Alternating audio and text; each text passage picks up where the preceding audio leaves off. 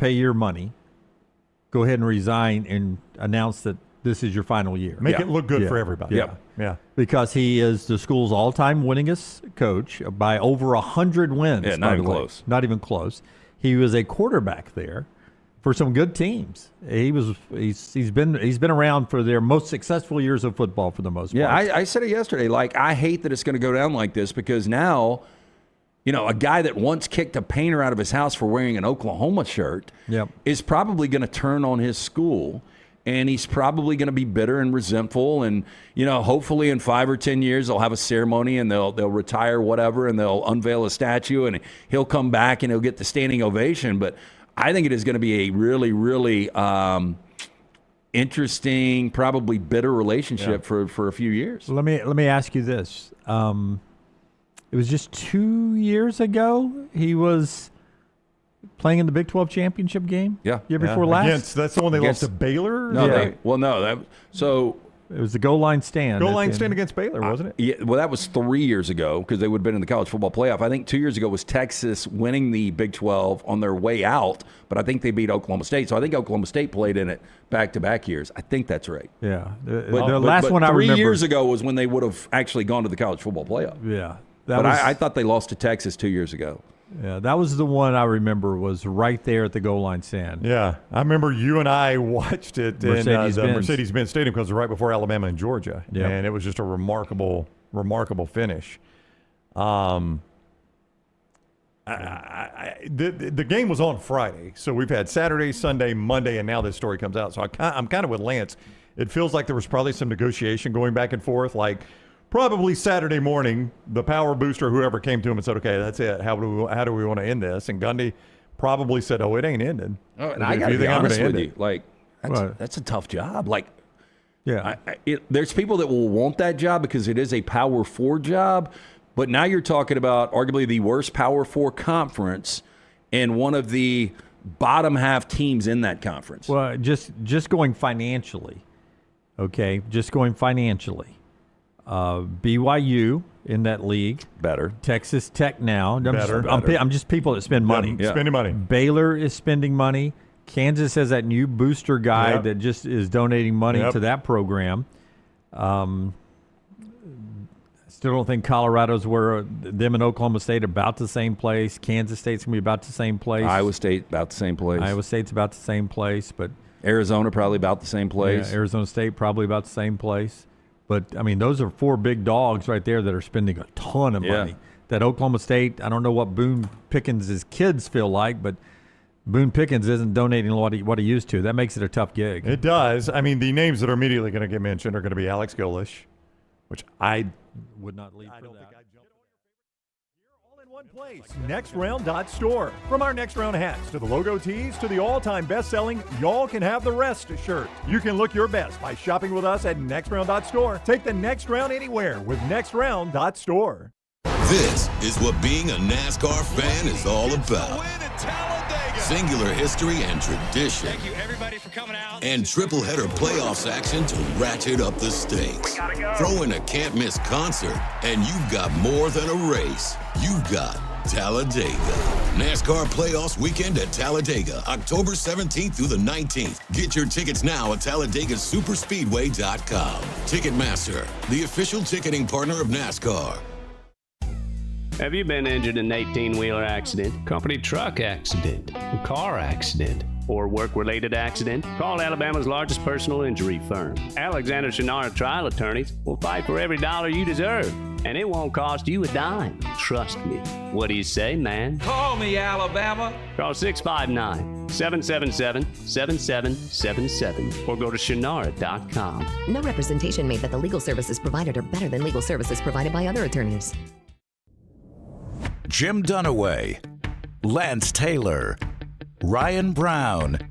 Live from the Birmingham Racecourse Casino Studios, the Next Round, presented by Bud Light, is on now. SEC schedule release, reaction to that coming up into the show. We'll get ready for 2 big ones, Auburn at Texas A&M, biggest game in the country with playoff impact. Athens, Georgia this weekend. Alabama and Georgia. We'll hear from the coaches and the players on that coming up. And we'll jump in briefly to the Stephen Pearl news conference as he's being introduced as Auburn's new head basketball coach as we speak. When Stephen makes it to the podium, we'll jump in and listen to a little bit of friend of the show, Stephen Pearl, take over at Auburn. But we start the show with a major injury in SEC football. John Mateer comes out yesterday afternoon having surgery today in Los Angeles on a broken bone in his hand. The expected timeout is a month, and that would carry him through the Red River and maybe at South Carolina and then home to Ole Miss before Tennessee and Alabama. I mean, look, it's your Heisman favorite, or was your Heisman favorite until the news was announced yesterday that he is going to be out for potentially a month. I mean, the good news for Ben Arbuckle and Brent Venables is you got a guy that started games in Michael Hawkins last year. Now, the bad news... It started one game, right? Yeah, well, the bad news is he didn't look great while he did it. Right. And, look, this is Arbuckle's going to earn his money here. I mean, also the good news is you got to bye this week. You've got Kent State next week. So you got a couple of weeks to kind of get this thing under control. And I really believe, even with Hawkins, I think Oklahoma's defense is good enough to keep them in absolutely every single game. Yeah. I mean, I would agree with you. Like, you would look at the Red River and say it's going to be tough for Texas to find points in that game against Oklahoma's defense. Now, I would say the same thing of Oklahoma finding points against Texas. Yeah, I mean, I don't know what that total would be right now, 36. Quite low. You go back to Ohio State, and I think Ohio State's defense is better than Oklahoma's, but I feel really good that Oklahoma's got a top 10 defense this year. What's crazy is, the reports were Mateer, it's the throwing hand, and he broke it in the first quarter. That's right. That was my next point. First quarter injury in your throwing hand, a bone there. Some are saying thumb. Some are just saying bone in hand. Well, I thought he looked, this is going to be easy to say now, I thought he looked a little unpolished on Saturday. I wasn't blown away by him Saturday. Were you guys? No. We never got to it in the first two shows of the week. He looked gritty, and I think for a lot of people that haven't watched a ton of Mateer, they think that's just how he played. He looked a little off, and ultimately, I mean, you think about the nerve endings in the bones in your hands and feet. So painful for him to, I never really saw him grimace or act like he was in pain. He did look off, though. But see, I'm glad you said that, Brown, because I had it written on my notes and never got to it because of everything that's been breaking and going on in football and basketball here this week. It's just, because he's been such a proponent of Mateer. And I've watched him at Washington State, and I've watched the Michigan game and some bits and pieces of every Oklahoma game. But I was sitting there going, this guy is not. This is your Heisman favorite. I was thinking the same thing. I was like, I'm not sure. It looks like they traded Jackson Arnold for Jackson Arnold. Yeah. Well, I thought he looked a little better than that. I mean, they were dead last in the conference in passing. Like, sure, I get what you're saying. But, I actually watched that game thinking, okay, maybe Auburn's pass defense is a little better than advertised. I mean, Mateer has not been great. And maybe that is true, too. I mean, both these things can be true. I think both can be true. Yeah. But it does make a lot more sense now because watching that game, I'm like both of you. I was like, Mateer's just... He's okay. He's not great. He didn't look like a Heisman quarterback. I think teams that win championships, and I'm not saying they're going to win a championship. I do think their defense is good enough, but you go through all this adversity, and I think that's one of the games you could look back on because it was such a tightly played game, and again, very controversial because of the missed calls against Auburn.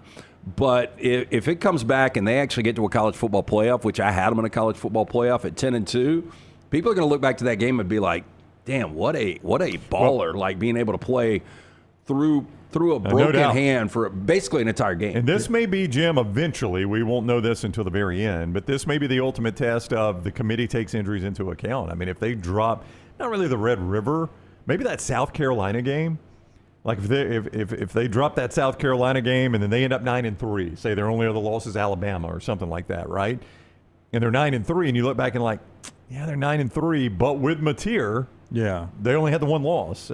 And that is absolutely the way it's designed to be for them to take that into consideration. And it's easier to do in college basketball because you've got so many slots. That's right. Yep. Harder to do in football. It is. It would be a hard sell. But I do think if it is 1 month, bye week, Kent State, Oklahoma at South Carolina, if you could somehow get a split between Texas and Oklahoma and you come out of that run at, 2-1. Texas and South Carolina. Texas, South Carolina. Yeah. You go 2-1 in that. You feel good about it. Yeah. I think you feel really good about it. We'll revisit that in a second. We'll jump down to hear from Stephen Pearl taking over Auburn basketball in a moment. The show being brought to you today by a couple of our great sponsors. One of them is our friends at Woodhouse Day Spa, a relaxing day for the ladies or for the guys when you want to just relax with Woodhouse. Yeah, I was just talking to our good buddy Chris Stewart, and I was like, I think this is a good weekend for jambalaya, just because the lineup is absolutely fantastic. You're right about Look, that. and if you're planning on getting together with guys and watching football all day, what else would you do? Starting at 11 o'clock with games like Notre Dame and Arkansas and USC and Illinois, and then that 2:30 window with great SEC matchups, Auburn and A&M, LSU, Ole Miss, and then Alabama, Georgia at night. You need to send the wife or girlfriend away. Not permanently, but just send to the Woodhouse Day Spa, the gift of relaxation. They are going to absolutely love it. You can. This is simple. You're sitting at work right now, just order it online. Have it sent to them. Take it to them tonight. They're going to love it. Birmingham.woodhousespas.com. Let them choose from a menu of over 70 options, including massages, body treatment, skincare, waxing, nail services. They drink mimosas there, too. She'll come home. She'll be relaxed. She'll be ready for you. Birmingham.woodhousespas.com, or just stop in Summit Shopping Centers. Go see Stewart and that great staff. Tell them the next round sent you. Johnston RV, I-65, exit 304 in Coleman, 334 in Decatur, and always online at johnstonrvcenter.com. Right now, it's the September End Zone RV clearance for a few more days. Cherokee travel trailers start as low as $139 a month. No money down there. Prices marked down on almost 100 2025 models. Making room for the 2026's. Great selection of travel trailers, fifth wheels, toy haulers to get you out camping this fall. Interest rates are coming down. Banks are offering great financing terms, so it's a great time to go buy. And don't forget, RV warranty forever. Make sure you're covered lifetime on anything new or qualifying pre-owned. See more at johnstonrvcenter.com. We'll jump down to Auburn, as I said, in a moment. One other football news that happened in Tuscaloosa yesterday, and we were getting real-time updates from friends who were at the practice. Ambulance was called into the Alabama practice yesterday. It was Jah-Marien Latham, who had a severe neck injury and was transported to UAB Hospital. Good news update from Kalen DeBoer and the Alabama coaches. And a lot of you were praying once you heard the news and everything. Full feeling and motion is the word you're getting from Latham as he was transported from practice to Tuscaloosa. And we've seen it. We saw it in the Monday night game, or was it the Sunday night game? One of the games in the NFL this week, and it's just you throw your body around on a football field. It really is the modern day. It's violent, man. Yeah, it's a violent game, and the body is fragile, and that is the fear, right? The neck and back injuries. Yeah, so Latham started against Florida State, but I don't think he's played the last couple of weeks, right? I don't know if I don't do the play charts and everything, but he has not been as prominent. Yeah, I know he hasn't registered for any statistics. I know he did start the FSU game. I don't think he's played the last couple of weeks though. But anyway, the more important thing is the long-term health of Latham, and it seems like the use of the extremities and.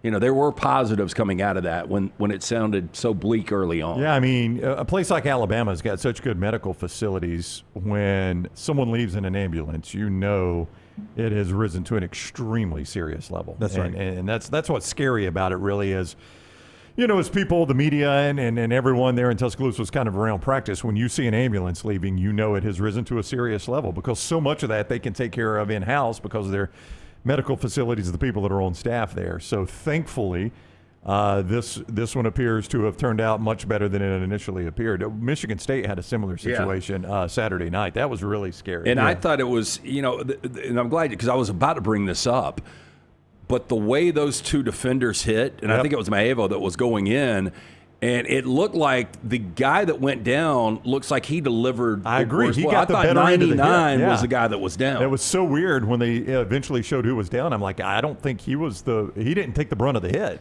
So, I mean, you just never know in situations like that. And that one was really, really difficult to watch. It was so somber around the Coliseum. Yes. And from the players' reactions, you thought, like paralysis, like how bad is this? Yeah. And I do not know, and they talked about this on the telecast, I do not know, I think it was RG3 was the analyst, how you get back up and run the next play. Well, and that's why, and this sounds so bad, but I think you and I texted back and forth, and I was like, USC's about to run them off the field because I don't know how Michigan State's going to be able to react, and I don't know how many people watched that game because it was so deep in the night, but USC goes down, and they ended up fumbling. It kind of flipped it around, but they ended up winning. Yeah, so it was tough to watch, though. There's absolutely no doubt about that. Let's jump in down at Auburn now. Stephen Pearl is posing for pictures with the athletic director, and then he's going to step to the microphone and take over as the Auburn basketball head coach. Let's listen in now.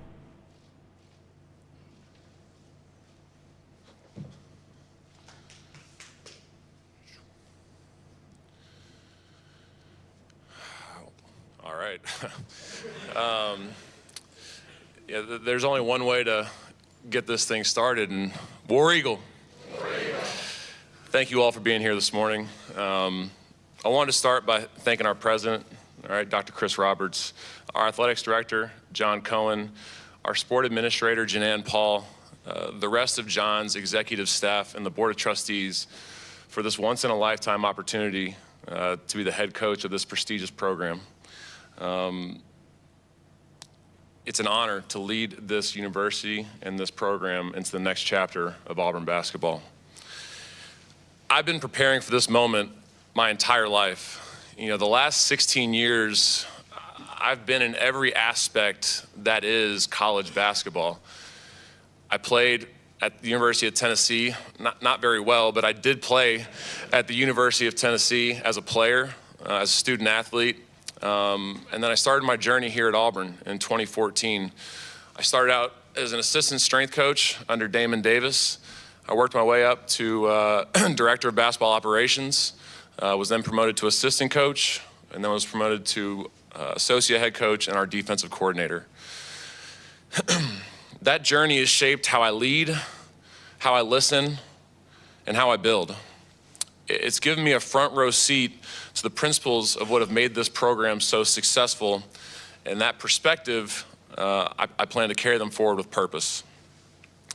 Listen, I fully understand the weight of this opportunity. I embrace it with gratitude, humility, and resolve. I know it comes with a tremendous amount of responsibility, okay? It's a different level of expectation, and it's a gold standard that Bruce Pearl has brought to this fine institution and this fine basketball program. It's given me a front row seat, okay, and it's given me the perspective I need to carry them forward. I will go to work every single day with the focus and the determination to reward you all for allowing me the opportunity of a lifetime to lead this program. I am here to rise to the moment. There's going to be a lot of thank yous, all right? So bear with me, because I would not be sitting here if it weren't for so many people in and out of this room. I want to start by thanking my wife, Brittany. It takes a special woman to be a head coach's wife, to just be a coach's wife. It does take an even more special woman to be my wife. Thank you for making my life so easy. Thank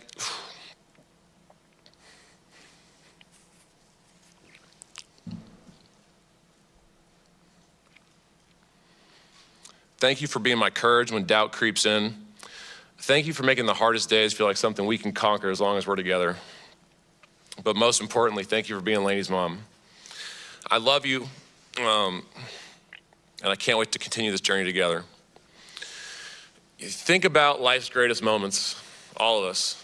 What's made them more special? It's when you share them with family. It's when you share them with close friends. I'm so fortunate that I have my family in this room today. It's made this moment for me that much more special, and it's one I'll never forget. But I'm not only blessed with an incredible family, I have such an unbelievable network of friends, mentors. A lot of those are sitting in this room right now in the 11 years that I've been at Auburn. I've been so blessed to create so many new friendships, so many new people that I look up to, and so many new mentors. I love each and every one of you, and I'm so excited that we get to continue this journey together. They told me I got to smile more, and I'm over here crying. BP, we have literally been together since day one. Literally. You and my beautiful mother, Kim, who made the trip down here from Knoxville. I love you very much, Mom. Thank you for being here. welcomed me into the world in Iowa City, Iowa, and I've been a coach's kid ever since. Growing up, I was so lucky and fortunate, and coaches' kids get to do something that not a lot of people get to do. They get to go to work with their dads and do something really fun and really cool. I got to grow up watching him be in his element. I got to grow up in Evansville, Indiana, when he was at the University of Southern Indiana, and I would go to Pack Arena with him, and I would watch him with his shirt off, which I should have known that this was going to be a trend moving forward, lifting with the players in the weight room, out bench pressing a lot of his guys. I watched his daily interactions with fans and treating them as if they were family. I watched him take and make phone calls almost daily to just complete strangers, cancer patients, just offering them encouragement and trying to give them another reason to fight, or people just going through any sort of hardship just to love on him a little bit.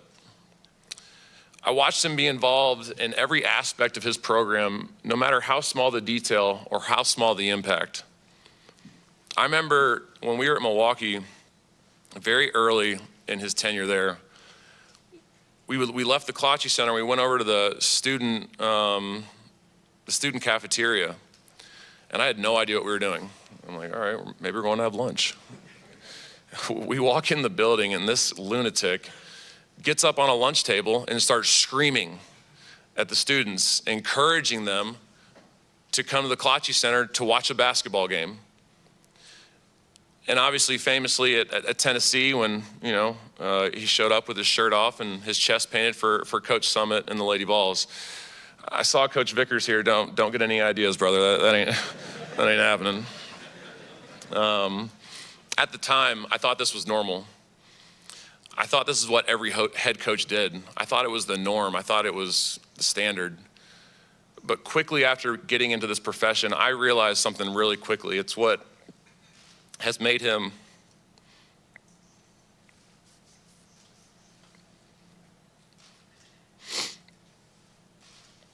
it's what's made him special. It's what's made him unique. And like John said, it's what's made him a Hall of Famer. It's made you one of the best basketball coaches in the history of this game. The 5 years I played for you, the 11 years I've been under your wing have been some of the best years of my life. We've won 367 games together, 18 of those being in the NCAA tournament. We've won 7 SEC championships, and we've been to 2 Final Fours together. I can put a number on those accomplishments, but I can't begin to quantify what I've learned from you to prepare me for this moment. I love you and thank you. All right, well, today is technically, a news conference welcoming me as your head coach. I want to encourage the Auburn family and the people in this room that that's not how this should be looked at. The Auburn family today should be celebrating the retention of the staff right here. This staff has been with BP for a very long time, and this staff is a big reason why this program has reached unprecedented heights. I recognize following the greatest coach in Auburn basketball history, a coach who's dominated this league for the last 8 years, is a daunting task. But what gives me tremendous confidence is those men right over there. This staff is one that BP has empowered, it's one that he's entrusted, and it's one that has their fingerprints all over the success of this program. BP said for a really long time that we have the best staff in college basketball, and he's 100% right. Ira Bowman, my associate head coach. He just found that out, by the way.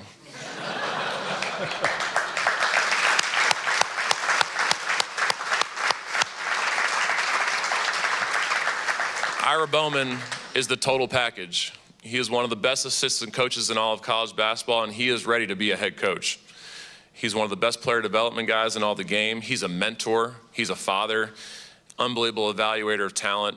He understands the game. He's played at the highest level, and he's one of the most valuable tools any coach can have on their coaching staff. Mike Burgomaster, one of the best offensive minds in all of college basketball, has run our offense for the last couple years. A young and growing talent, another guy that's paid his dues, started as a student manager at Miami, a graduate assistant for us. I think he's had like 6 different titles that we've had over the years, assistant to the head coach, and now obviously an assistant coach, and going to be somebody that I'm going to really lean on the offensive end, and a future star in this business. Corey Williams, an unbelievable man, one of the best men you will ever meet, not just in this profession, but in this world. His relationships with his players, his relationships with the staff, his ability to retain players, he's one of the best in the country at that. And not enough credit goes to that man on this staff for everything that he does for the success of this program. And I just have so much love, for Coach Williams. Ian Borders, so happy for Ian. Was elevated to an assistant coach this past year. One of the hardest workers on our staff, a guy that's just a go-getter, a guy that is going to be relentless, sometimes annoying, but relentless. And he is going to be one of our better recruiters. He's one of our better minds, basketball minds. He's not going to be here very long. I'm just telling you. Obviously he's an unbelievable asset to this program, and he paid his dues and he waited his time, and it's paid off for him. Matt Gatens found out yesterday that he was elevated to assistant coach. He is back on the floor, and he is back out on the road recruiting. So happy for him and Aaron. They came here back in 2018, I believe. He was a graduate assistant, did an unbelievable job, and then was able to go out and be an assistant coach at Drake, and then be Fran's number 2 guy at Iowa. He brings a tremendous amount of experience to the staff, and just, call him one of my very good friends, and very blessed that he's back, with our program. Marquise Daniels is a 10-year NBA veteran, a guy that our players confide in, a guy that our players trust, and a guy that just brings a different level of experience because he's been in their shoes before. He's played at Auburn. He's played in the league for 10 years, a place that they all want to get to. And that's just an unbelievable asset to have on our program. And he's really picked it up over the last couple of years. And he's a guy that I'll continue to lean on, I'll continue to trust, and a guy that's going to continue to get the best out of our guys. Damon Davis, one of the other guys that's been here since day one of the best strength coaches in all of college basketball. Always has our guys in shape and ready to go, and become a great friend of mine and my family, and obviously a tremendous asset to our program.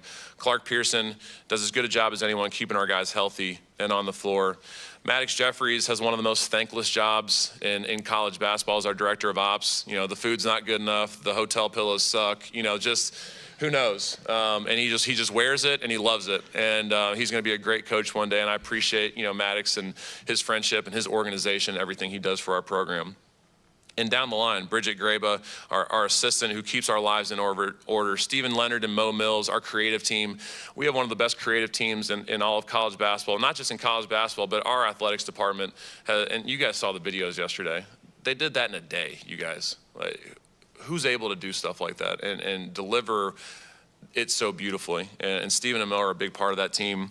Jeremy Napier, our team chaplain, a great resource for our players to deliver the word and be a mentor to them. Emily Daniels, our team nutritionist, she takes her job and loves her job as much as any nutritionist we've had on our staff, and I just love the job that she does for our players. Kevin Fuhrer, another thankless job. He gets yelled at so much for not giving our guys enough socks, but he does a phenomenal job. He works his tail off, and obviously really happy that he's on our staff. Dr. Regina Johnson and Courtney Gage in our academic center. You guys, we've graduated between 48 and 51 guys. We consistently have a 3.0 team GPA.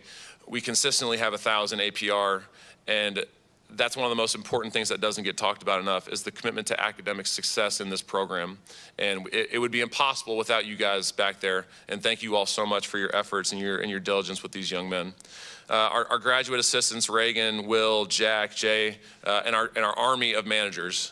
You guys make this thing run, and we appreciate everything you guys do for us. Tigers Unlimited, On to Victory, external affairs team, student athlete support units, and even our local media. Thank you guys for the job you do. You make this program what it's been and what it's going to continue to be. To our current players, I had a really time putting this part of the speech together because there's so much that needs to be said, and anything I do say, I'm going to fall short, and I apologize for that. But I can't thank you enough for what you've already done for me over the last 48 hours, not just this summer, but the last 2 days has been taxing, it's been difficult, it hadn't been easy. And I can't thank you enough for how you've handled everything. You all came here to play for BP and the staff, not just the staff. The positive responses we have gotten from each and every one of you and your unwavering commitment to this team, this university, and this program have been nothing short of incredible. It speaks to your character. It speaks to what we saw in the recruiting process and the young men that you are and what we know you're going to be. We were all rattled on Monday, me especially, because of some of your reactions. We were surprised. Abdul Bashir walked out into the hallway and just gave me a hug and said, "I'm with you, Coach, I love you." KO, same thing. K-Mag, same thing. I needed that in that moment, so thank you. It's immediate validation for why we knew you were such special young men and student athletes. I can't thank you enough for your resilience, your trust, and your loyalty to Auburn. At a time in college athletics where those three things are far and few between, the world can learn a lot from the men in our locker room, and I'm proud of that. I can promise each and every one of you that I will go to work every day, every second, to reward you for your decision to stay loyal to this staff and to this program. Thank you. To our players' parents, when a parent sends their son to come play at Auburn, they're entrusting the head coach, the staff, and the university to take care of their child and help them reach their potential on and off the floor. None of them were expecting this news, and none of them were expecting the phone call they received on Monday from me and BP. But every single one of them handled it with class and with respect. Thank you for trusting me and this staff with your sons to finish the job that we were entrusted in the recruiting process. I fully understand the enormous responsibility that lies in the hands of the head coach. Nothing changes. Nothing changes. Our commitment off the court to make sure your sons graduate and help them grow into the young men is our top focus and our top priority. And of course, on the floor, we will continue to work with them to sharpen the potential that we saw to help them not only win championships for Auburn, but to make it to that next level. Thank you for your understanding and thank you for your support. During the last 48 hours, I've received a ton of phone calls. I have over 1,000 messages on my phone, and for those of you watching online, if I haven't texted you back, I promise I'm not ghosting you. For those of you in this room who I haven't responded to, I promise I'm not ghosting you. I'm gonna get back to every single one of you. I'm gonna try and do so today and tomorrow. But I've received a ton of calls from former players, and it's been really cool to talk to those guys, to kind of relive some of the memories that they had here at Auburn University. Some guys I expected, some guys I didn't expect at all. Mustafa Heron reached out to me. And Mustafa Heron, a lot of you know, was here in our early days at Auburn and transferred out to St. John's. And I told Mustafa this is forever home to him, forever. And, he broke down on the phone and, told me that he loved us and this staff. And, Samir Dowdy and Walker Kessler and Jabari Smith and obviously Charles Barkley, guys just reaching out left and right. And, I'm not sitting up here if it weren't for the sacrifices and the buy-in from every player that's been here over the last 11 years. I hope they take this moment as a celebration of the accomplishments that they had while they were at Auburn. As we move forward, it's important that each of you understand that this is home. This is your family, and we want you to help continuing what you built here.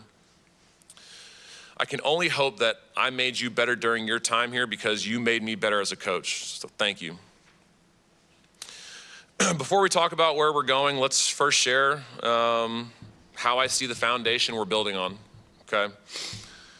There's a famous saying, excuse my English, but if it ain't broke, don't fix it.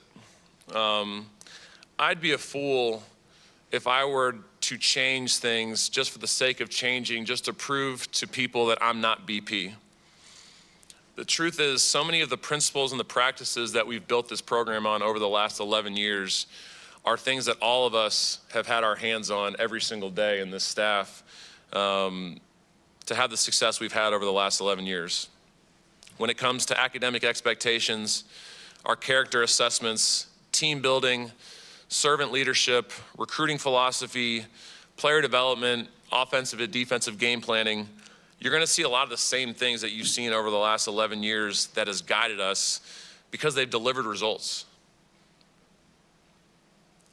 If I had to point to one thing maybe, I probably won't be as active on Twitter as BP. Dr. Roberts, John, Jamie, yeah, you're welcome. I'm already winning the press conference, so this is great. I'm 1-0, let's go. I often get asked, what makes Auburn so special? The answer is, it's simple, you guys, it's the people. It's the people in this room. It's the people in this community. The Auburn family is a real thing. It starts with our leadership.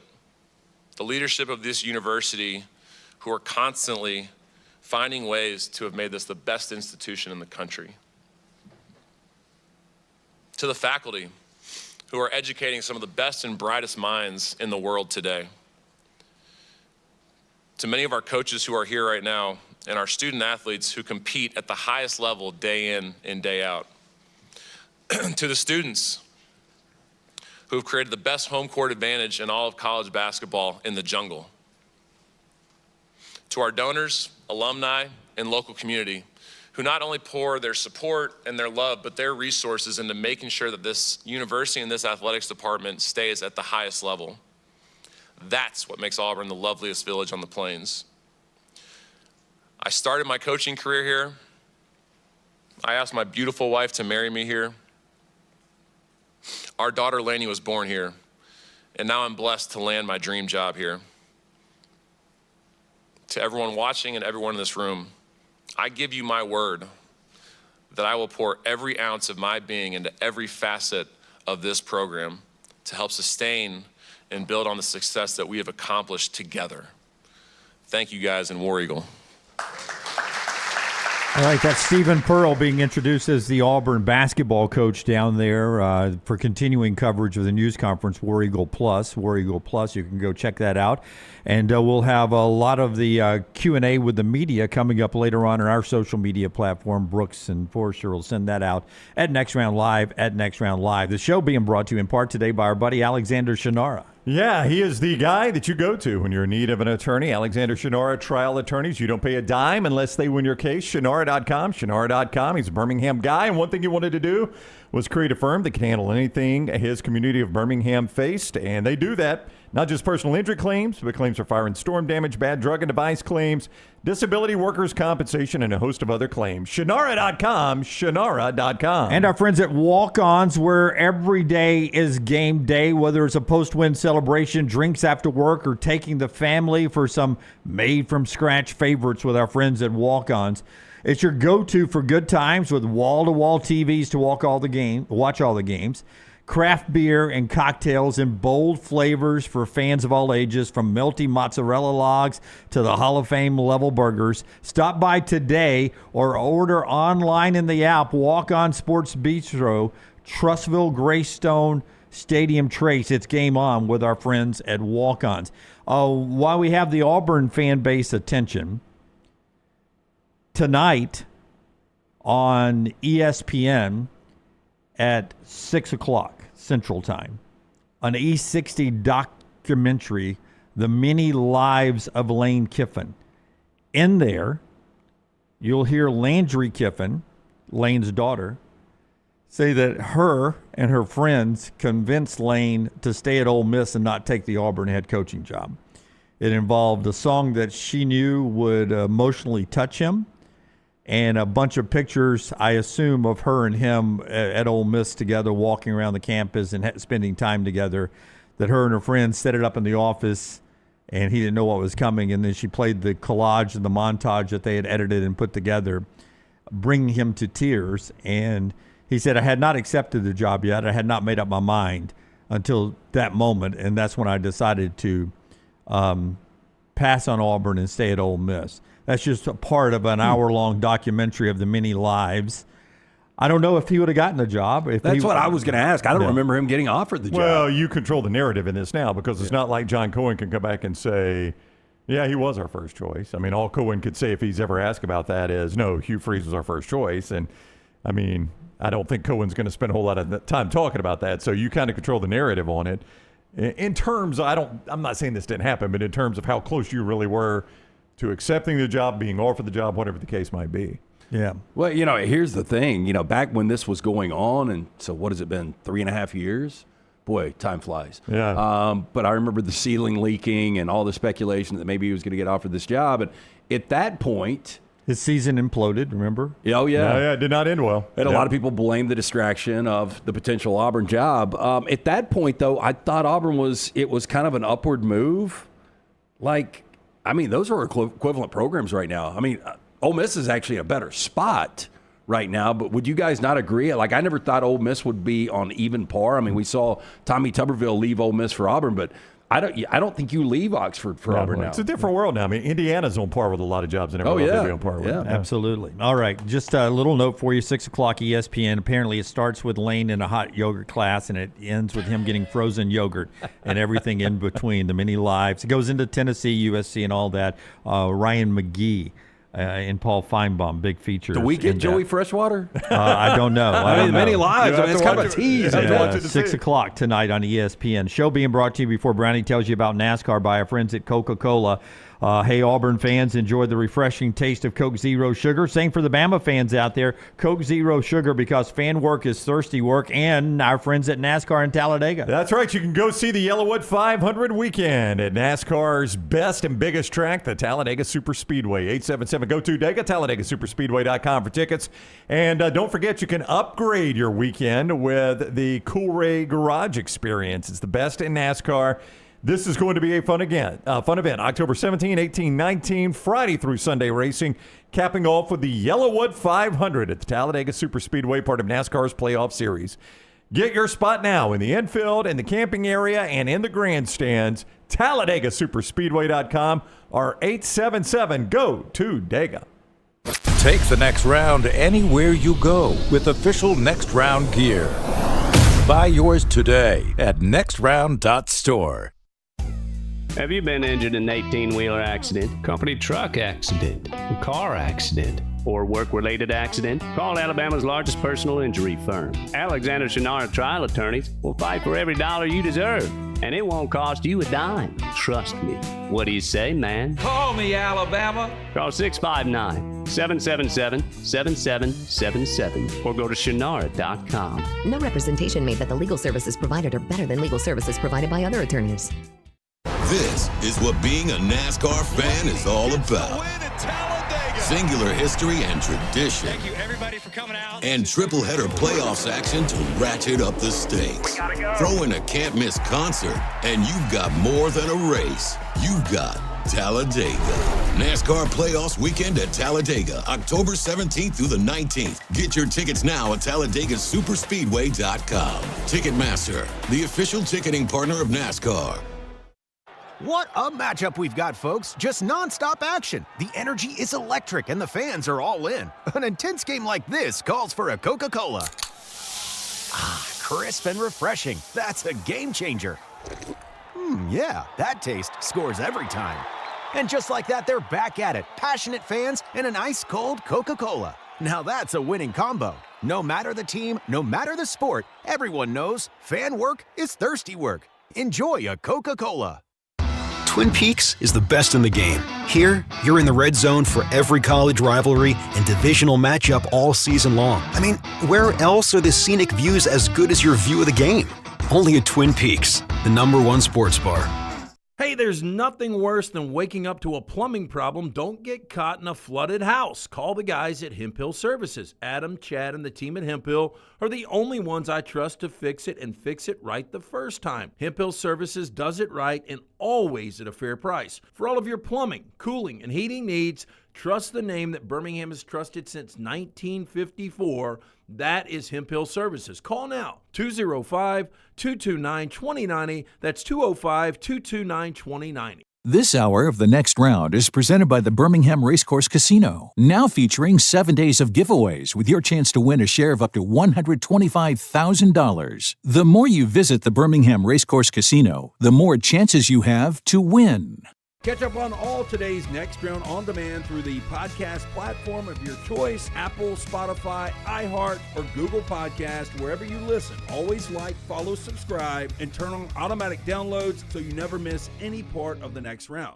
Storm season is here. Make sure you have a plan of action in place right now. Greg from Pell City and Storm Restoration Roofing should be your first call when storms hit. Insurance companies love working with Storm Restoration Roofing because of Greg Nelson's name and reputation in the industry. When storms hit, call Greg Nelson. He's local, 205-542-3531. He's the home of the free no-cost roof inspection. Greg from Pell City on Facebook, 205-542-3531. It's Storm Restoration Roofing. It's bow time. Tired of choosing between sweet and savory? Why not have both? Introducing Bojangles' new chicken and bowberry waffles. The bold Cajun chicken filet you love, now drizzled with a bowberry honey glaze and sandwiched between two warm waffles. Which means your favorite meal of the day just met your new favorite dish. And lucky for you, it's served all day. But it's only here for a limited time, so try chicken and bowberry waffles at Bojangles today. It's bow time.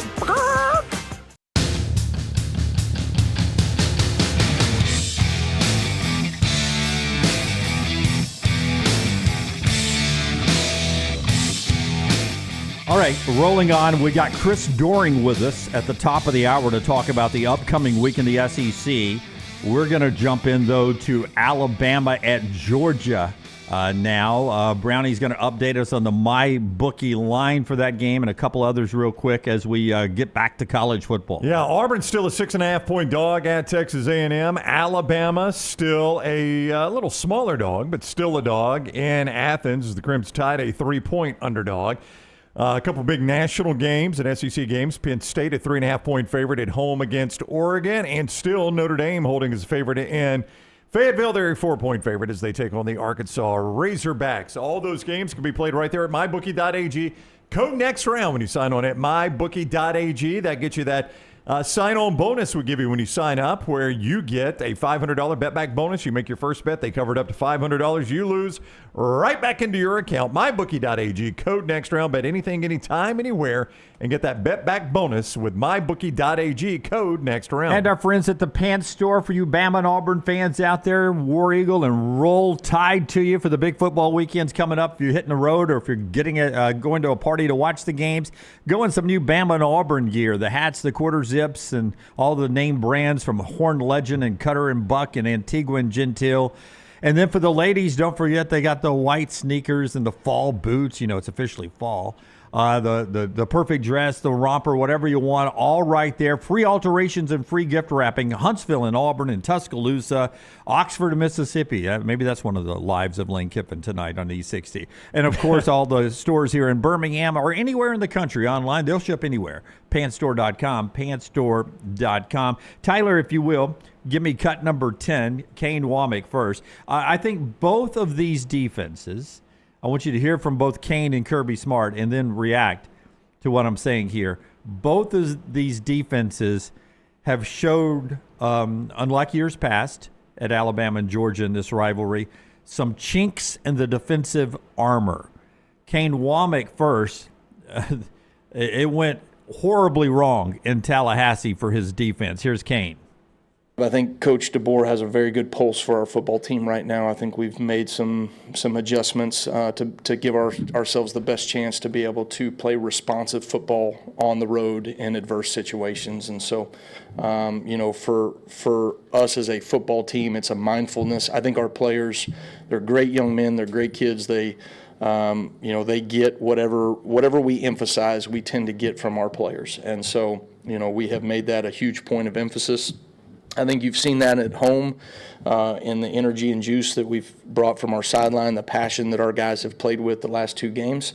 But there's a difference when you have to go on the road, particularly in the SEC and in a hostile environment, and respond to adversity. I thought at times we have been a team, that has been reactionary to adversity, and we've got to be more responsive. It's at the forefront of our minds, and I expect to see a very responsive football team on Saturday. Yeah, I mean, that is a huge statement there, because you're going to get punched in the mouth on Saturday against Georgia. Hear from Kirby Smart here. Cut 16, Tyler, if you can. Real quick on that defense, 27th right now in scoring defense. Now, a lot of that was La Monroe shutting them out and the 2 big plays from Wisconsin. But the next 4 weeks are about to get real with this defense, and we're going to know how good they are. Like, I thought Kane Womack's defense, it seemed like everybody figured it, or at least the Alabama team figured out schematically what he wanted to do. Everybody was on the same page late October through November. But this year, I'm kind of unsure after what we saw in Tallahassee against Florida State. But you've got Georgia, Vanderbilt, Missouri, and Tennessee coming up. Yeah, those are good offenses. Bracketing these 2 together, though, and both of them in their big games, Tennessee and Florida State, both of them sort of got hit early on, and I don't know if either defense is adjusted at all. Here's Kirby Smart. Yeah, what are some of the things you're looking for from this defense to start fast, given what happened last year and then last week against Tennessee as well? Stops. Like, don't jump off sides on 3rd down. That was a big thing last year. We get them in 3rd down, we jump off sides. It just snowballs into another drive. We got to get lined up. They're going to play with tempo. They always have a tempo package.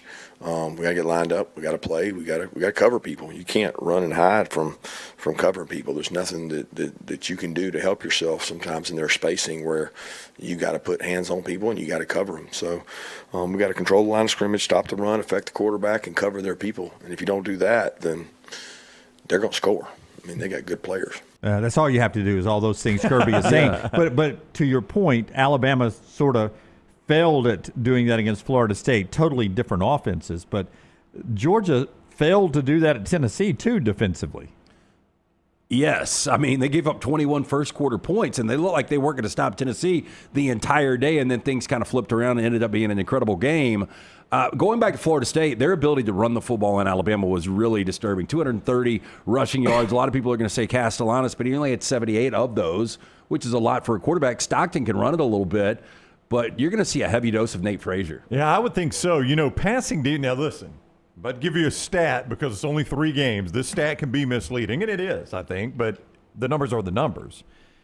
Alabama's the best in the conference against the pass. Georgia is 13th against the pass. Now, the reason it's a misleading stat is Georgia has had to play Tennessee, which is going to be one of the better passing offenses you face in the SEC. And Alabama, to your point, faced Florida State, who didn't really have to throw the ball. Castellanos threw it 14 times. Yeah. La Monroe, who's La Monroe, and then Wisconsin, who's awful. Backup quarterback and a backup quarterback. So I know it's a misleading stat, but still, Alabama 1 touchdown, 3 interceptions. They've probably mostly related to opponent, have had success against the pass. Yeah, and I think as far as against the run, Tim Keenan coming back is going to be massive. Right. I think they really did. That was one of those that we kind of scoffed at. Like, they're not going to miss Tim Keenan or I didn't Jam think they Miller. would. Both of those guys are going to be ultra important for a game that you're going to. I know Alabama has owned this rivalry 9 of the last 10, but they've won 33 straight over in Athens. And 23 of those, they've held their opponents to 14 or less. So obviously, it's the longest active home win streak in the FBS. That number's only 3, which is crazy. I mean, that is such a skinny number. And listen, after yesterday, I don't want to say anything that maybe gets pulled for social media, but so I'm phrasing this as a question to you guys. Okay, what happened yesterday, though? The Vandy comment. They got a militant fan base. Be careful. And I can't say this word that I'm going to try to use. Is this, and I'm asking you guys the question this time, is this the most vulnerable Georgia defense that Kirby Smart has ever had? Or is it just because they played Tennessee? I mean, Tennessee is going to shape so much of this. I don't know the answer to that question. I wish I did. I mean, I'll go back to the first half last year. I would have said, well, they look pretty vulnerable. Now you've done it to me. In the first half last year against Alabama, Alabama did anything they wanted in that first half. Now, second half, different ball game. I'll use a word I can say. Is this the shakiest defense that Kirby Smart has had in his time at Georgia? Well, since 2016, since that first year, possibly. I mean, look, over the next 2 weeks, you're going to see, because you're playing a really good offense in Alabama and you're playing Kentucky. So, like, what are we really going to get? Like, I expect Alabama to score points, even if Georgia's got a good defense. I expect Georgia to completely shut down Kentucky, even if they've got a shaky defense, in your words. I don't think we're really going to know this for the next month when you've got to go to Jordan-Hare and take on Auburn, and then you host Ole Miss. So I think it's going to take a little bit to kind of figure this out. But I think all in all, Georgia's still got one of the best rosters in all of college football. I think the biggest question was answered for the Georgia Bulldogs. What do they have at quarterback? I think Gunnar Stockton answered those questions against Tennessee. Yeah. They held Marshall to 207 and 7 points. They held Austin Peay to 196 and 6 points. Marshall and Austin Peay are terrible football teams. I get it. But in today's age of college football, you hold a team around 200 yards and 7 or less. That's a really good, I don't care who you're playing, defensive performance. This is going to be shaded a lot by Tennessee, who gained 496 and scored 41 points. Yeah. So, I mean, like, to me, Georgia's offense played winning football in Knoxville. Georgia's defense did not play winning football in Knoxville. Nope. Now, the good news is after you get Alabama, the up and down of Kentucky, Auburn, Ole Miss, then you get a Florida offense. Mississippi State, much improved under Jeff Levy, both sides of the ball, but still it's Mississippi State.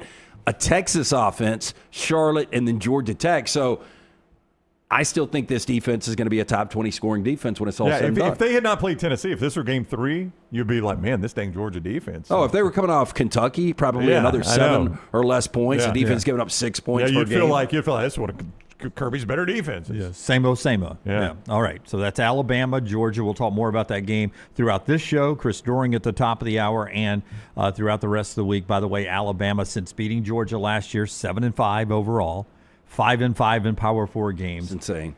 Trying to change the way Alabama's perceived nationally. All of a sudden, it's fallen into mediocrity according to the conversation. We'll see if poor old Alabama can go to Athens and just play with Georgia. Hey, what will DeBoer... By the way, national championship odds, I sent it to you yesterday.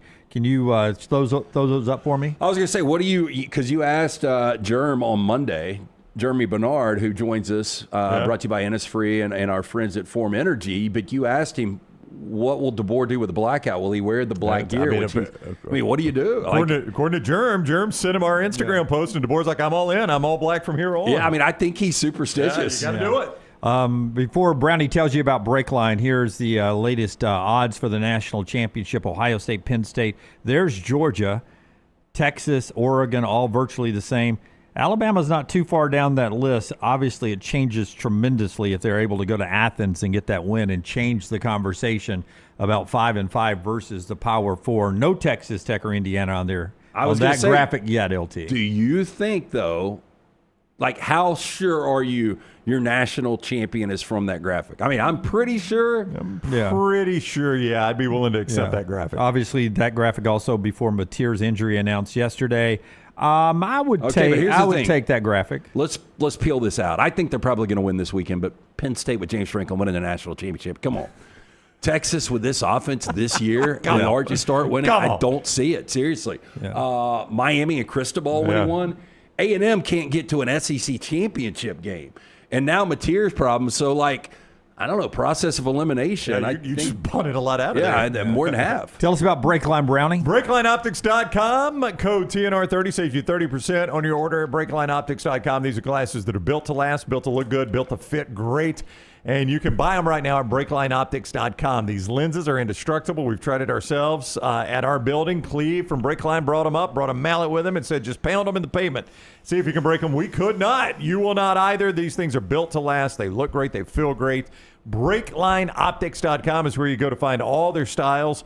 And you can right now save code TNR30, saves you 30% off your order at BreaklineOptics.com, code TNR30. Hey, and they're also part of our Pick 3. So Buffalo Wild Wings Breakline, we've got some really good gear that our friend Cleve, we met last week about that. And we'll give you more information on that with the Pick 3 this coming Friday.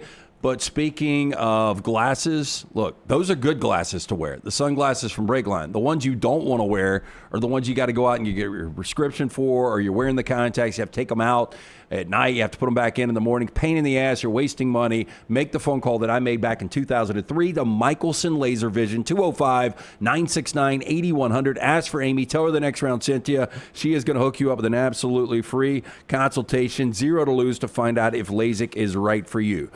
For information, 205-969-8100. Dr. Mark Michelson, Dr. Jen Michelson, best in the business, MichelsonLaserVision.com.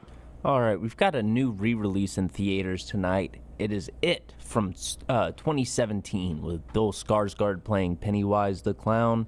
And this also includes a sneak peek of a new series coming to HBO Max later this year called Welcome to Derry. This will be a prequel series for It, and reportedly it's supposed to combine the It world with the world of The Shining. Oh, that's what I wanted. So I don't mind that. I think Welcome to Derry might be good. I did not like It. I didn't even watch the second part. The second part wasn't as good, in my opinion. I didn't like it. I mean, how can you do a prequel to a horror film? Well, the backdrop the of Genesis, Pennywise, right? The original, yeah. Yeah. Why is it a gutter? Why he ended up that like way? 3,000 years old. I'll tell you what I thought was kind of underrated, people to and hunt. I know the Lowdown just started on FX with Ethan Hawke, and Ethan Hawke's really, really good actor, and I do want to check that out. But Black Phone, like, I thought that was an underrated movie, but this new one that is coming out looks so demonic. I want nothing to do with it. Speaking of demonic, by the way, to it. I will at some point before Halloween, I will send it. I have it saved. It came across my Instagram feed. Did anybody else happen to see this? How scary photos from children in Halloween costumes from the 1920s were 100 years ago. Oh, yeah. Have you ever seen that? I've seen it, yeah. Not as advanced as we've got Well, now. everybody's sitting in a class with the mask. Yeah. I mean, I don't know if it's because it's black and white, but they were all homemade. And I was like, no, that's scary stuff. That's right. That scares me. That's legit. Yeah, that's Children of the Corn Okay. stuff. We'll bring those pictures up before we get to Halloween. This is going to be one of the softest things I've ever said, but I watched the trailer yesterday for the Ed Gein, the new Monster series coming out on Netflix, and the Pet Shop Boys, It's a Sin. The way they do that song behind it, Scared you a little? it's such a good trailer. And Maddie didn't know anything about Ed Gein. I don't know if you know anything about Ed Gein. Do you, Dunaway? I don't know who that is. He's the guy that... Is he replacing John Mateer? No, he's the guy that Psycho and Silence of the Lambs, a lot of these films were based on. He was the guy in the Midwest that would kill women, and then he would skin them, and he'd make furniture out of them, had masks and stuff. No, thank you. But this series is about to come out October 3rd. It looks like maybe more disturbing than Dahmer. See, I enjoyed what I watched last night a lot more than what you watched last night. What did you? The Summer I Turned Pretty? No, Maggie loved that. It's on my to-do list at some point. But I came across 2025, a new documentary on Hulu, Back to Lilith Fair. And it was so well done. Such a successful all-female music festival. I loved that genre of music. Gosh. And it was a fantastic documentary. It was really, really good. So you start watching Black Rabbit and you go to Lilith Fair. Well, I mean, is there another episode out for Black Rabbit yet? They dropped all 6 at the same time. Oh, did they? Okay, yeah. I got 5 I can't more believe of how those. many people are like fired because I've been getting a bunch of DMs. Dude, you didn't like this? This thing's incredible. Yeah, I ain't seeing it. It looked kind of generic to me, but it looked just fine. Yeah, I like the 2 lead actors. Oh yeah, Jude Law and Jason Bateman are great. Bateman's good and everything. Yeah. Prime has a new docuseries produced by Mark Wahlberg coming out today called Cocaine Quarterback, Signal Caller for the Cartel. It's a 3-part series that tells the unbelievable true tale of convicted drug trafficker Owen Hansen's rise from USC college football champion to smuggling for the world's most dangerous cartel. Well, I hope his documentaries are better than his films. He's got another shitty one coming out that they've been showing the previews for during some of the games this past weekend. Looks awful. I haven't seen a trailer for it. What is it? It's another one of these, we're going to rob a country, big action movie. I forgot what it's called, but yeah. And I think it's going straight to Prime or Hulu or something. But that sounds looks about awful. right. Yeah. And then Netflix, if you're looking for a family movie tonight, they have added Shrek, Shrek 2, Shrek the Third, and Shrek Forever After to their catalog. Good stuff. I would stop after Shrek 2. Yeah. Still all really good family stuff. That's Tyler with our viewing menu brought to you by Michelson, and our show being brought to you by Bojangles. That's right. They can be your catering option this tailgate Friday or Saturday at the college games, your college watch parties. Make it Bojangles, hand-breaded tenders, all those great sauces that go with it. You can always make it bow time with Bojangles at your football games this weekend. Chris Doering talks SEC football next. Follow Scott Forrester on Twitter at ScottForresterTV. Yo, kinfolk, what's good, man? Let me holler at you for a minute. You know how life can be life. You're out there chasing that dollar. Every dollar is accounted for going somewhere. Then all of a sudden, bam! Out of nowhere, a car accident. All I had to do was hit up my people at Alexander Shannara Trial Attorney. You already know when that dude Alex pulls up the trial, he shuts down the litigation situation. Yo, go to Shannara.com. Hit him up at 659-777-7777. Call me, Alabama. No representation that legal services provided are billed at any other provider. This is what being a NASCAR fan is all about. Singular history and tradition. Thank you, everybody, for coming out. And triple header playoffs action to ratchet up the stakes. Throw in a can't miss concert, and you've got more than a race. You've got Talladega. NASCAR playoffs weekend at Talladega, October 17th through the 19th. Get your tickets now at TalladegaSuperspeedway.com. Ticketmaster, the official ticketing partner of NASCAR. Never miss anything from the next round when you listen on demand through the podcast platform of your choice. Apple, Spotify, iHeart, or Google Podcasts. Wherever you listen, always like, follow, subscribe, and turn on automatic downloads so you catch every part of the next round. Listen anywhere in the world at any time on the Next Round podcast feed and support the show by following, subscribing, and turning on automatic downloads on any podcast platform. Thanks for always making the next round a big part of your day. At Central State Bank, we are large enough to serve you and small enough to know you. Manage your money with ease, whether it's mobile banking, hassle-free checking, competitive loans, business solutions, or personalized financial advice. We're your hometown bank with big-time service. Visit us today and experience banking made simple, because at Central State Bank, you come first. Member FDIC. Stop by the New York Butcher Shop and pick up the finest in certified Angus prime beef steaks and burgers, premium pork chops, ribs, and all-natural chicken cut to order just for you. Their chef-prepared entrees and side dishes are the perfect dinner-to-go choice for your family and are ready to heat at home.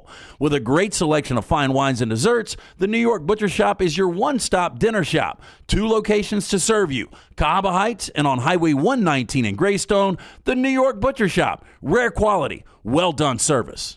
Remember the name Way to Wellness if you're battling weight loss in your life. I'm Jim Dunaway from The Next Round. There was a time I was over 216 pounds until Way to Wellness helped me lose 45 pounds, and now for over 2 years, they've helped me keep that weight off. Here's their website, aplanforme.com, aplanforme.com. That's a great name for a website because there's no cookie-cutter plan. Everything is designed specifically for you. No contract, no sign-up fees, and your first consultation is free at Way to Wellness. Hey, Lance Taylor from The Next Round to tell you about my friends at Michelson Laser Vision, located conveniently UAB Highlands. Almost 20 years ago, I went in for the procedure. Only took 12 minutes for both eyes. When I went in, I had 20/200 vision. I was legally blind. Now I have 20/15 vision, still 19 years later. Make the call today. Schedule a hassle-free consultation, 969-8100. Dr. Mark Michelson, Dr. Jen Michelson, Michelson Laser Vision. Make sure you tell them The Next Round sent you, 969-8100 or MichelsonLaserVision.com. It's bow time. Tired of choosing between sweet and savory? Why not have both? Introducing Bojangles' new chicken and bowberry waffles. The bold Cajun chicken filet you love, now drizzled with a bowberry honey glaze and sandwiched between 2 warm waffles. Which means your favorite meal of the day just met your new favorite dish. And lucky for you, it's served all day. But it's only here for a limited time, so try chicken and bowberry waffles at Bojangles today. It's bow time. Jim Dunaway, Lance Taylor, Ryan Brown. Live from the Birmingham Racecourse Casino Studios, The Next Round, presented by Bud Light, is on now. Okay, let's don't waste Chris Doering's time. Tell us about Alabama Power, who gets us juiced up for Chris Doering's thoughts. Yeah, that's right. Alabama Power, a great member of our community. They are not only keeping the power on and trying to keep your bill as low as possible, they're also cleaning up. The river cleanup program they've got going right now, Renew Our Rivers. You can see more at alabamapower.com/renewourrivers. They've removed more than 13 million pounds of trash. alabamapower.com/renewourrivers for the 2025 cleanup schedule. Chris Doering, SEC Network, ESPN, the Florida Great with us now on the Alexander Shinara Trial Attorneys Hotline. What's up, Doering? How are you, buddy? What's up, guys? Hey, we don't want to talk about anything specific close to home for me, right? We want to talk about things outside of Gainesville. Is that right? Well, I think we're only going to talk about teams at the top of the SEC standings. So that ain't us. I have to go through this weekly exercise of going through the power rankings. Man, I had Florida, I think a couple weeks ago at 14, with South Carolina at 15 and Kentucky at 16. I dropped Florida down, and I maybe it's me just wanting to be harder on them, but I'm so tempted to put them at 16 just with how disappointing it's been here so far. Well, yeah, but there's a difference between being disappointing and they're still a good football team. They've just played really tough teams, and they haven't performed offensively, but they're nowhere close to 16. They're nowhere close to 16. The defense is a top 15, top 10 like defense. The offense is it fair to say the worst offense we've seen since pre-Spurrier? Like, I don't understand it. DJ Lagway was supposed to be really good. At times we thought he was really good last year. He's lost all his confidence. What is wrong with this offense? And historically, where is this Florida offense? It's terrible. It's miserable. I want to gouge my eyes out when I watch it. It is an insult to any of us that have ever played offensive football at the University of Florida. I still say it over. There's no way that DJ Lagway is not healthy. I mean, he cannot. He's got to be injured still. And I know you're talking about the boot that he's in. There's got to be something wrong with his arm. But the lack of any real downfield passing. I think last week they said, that the what was it? 61 yards passing, and like 57 of them came after the catch or something. So it's like, there has to be an issue. And if he is hurt, like, what are we doing? Why are we hurting the team by putting somebody that's not healthy out there? And I think you're honestly hurting DJ Lagway as well. And I appreciate him wanting to compete and be out there. But if he can't make the throws down the field, let's go with Tramel Jones. Let's give somebody else an opportunity. But right now, between what you're seeing from the inability to throw the ball and the unwillingness to pound a couple of backs, I think Jaden Ball's perhaps, a top 2 or 3 back in this conference. And for him not to get more carries, even dating back to the 4-minute situation at the end of the USF game, I just think it's complete mismanagement of your talent on your team. On the other side of that, Auburn's getting ready to go play at Texas A&M. And I go back to the last game we saw Texas A&M on the road at Notre Dame. Blown away. They keep telling me it's one player that I'm blown away by, but Texas A&M looks so fast in that game. They seem to have speed everywhere. How good do you think this Aggie team is that Auburn's rolling into? It's crazy that we're talking about this with Texas A&M and Coach Elko, but like, I feel great about the offense. I just am concerned about the defense, particularly with all the plays they gave up to Notre Dame. But I don't know which player you were talking about, because you could say Casey Concepcion, you could say Mario Craver. I mean, both of these guys have made a tremendous difference on offense. But I actually, I don't believe in moral victories and gaining, participation awards and stuff. But I feel better about Auburn after watching them lose to Oklahoma than I did going into that game. Same. And a lot of it has to do with the defense. I think that the defense, and going back and watching the tape, man, they got a bunch of dudes on that team. They fly around. I think DJ Durkin's done a great job with creating some havoc. The question I have goes back to Jackson Arnold, and everybody wants to talk about the 9 sacks. Like, that was a lot of him holding on to the football too long, not reading things out in the RPO game as well. So I'm going to need to see some better performance from him. There were big plays that were made that should have been bigger plays, and big plays there that weren't taken advantage of. And it just goes back to, like, the reason you hire Hugh Freeze is because he's an offensive genius, supposedly a guy that understands how to get the most out of quarterback play. Peyton Thorne was not the guy. Staying with Peyton Thorne the second year was not the move, and the jury's out on Jackson Arnold right now. Chris Doering is with us, SEC Network and ESPN. Big game in the SEC as Alabama goes to Georgia. We were discussing this. It's hard to know through 3 games because of level of opponent. But the quarterback comparison yesterday, they actually statistically could compare pretty evenly. Do you give a quarterback edge to either one of these teams based on what you've seen, Gunnar Stockton or Ty Simpson? Yeah, it's tough, like you said, against the competition that we've seen Alabama start to look good on offense. I made the comparison the other day. When I watched that Alabama offense in the last 2 ball games, it reminds me of 2020 Mac Jones throwing the football to Devontae and Mechie and Waddle. But, I think a lot will be known this week. But in going back and watching the Georgia tape against Tennessee, it didn't look like the same Georgia defense up front. They were stuck on blocks a lot, didn't necessarily create as much pressure. Obviously, some big plays given up to Joey Aguilar and Chris Brazel and those guys. So I'm fascinated by the Ty Simpson going up against, with those weapons going up against Georgia's secondary. But in terms of, if you ask me that question, who do I trust more?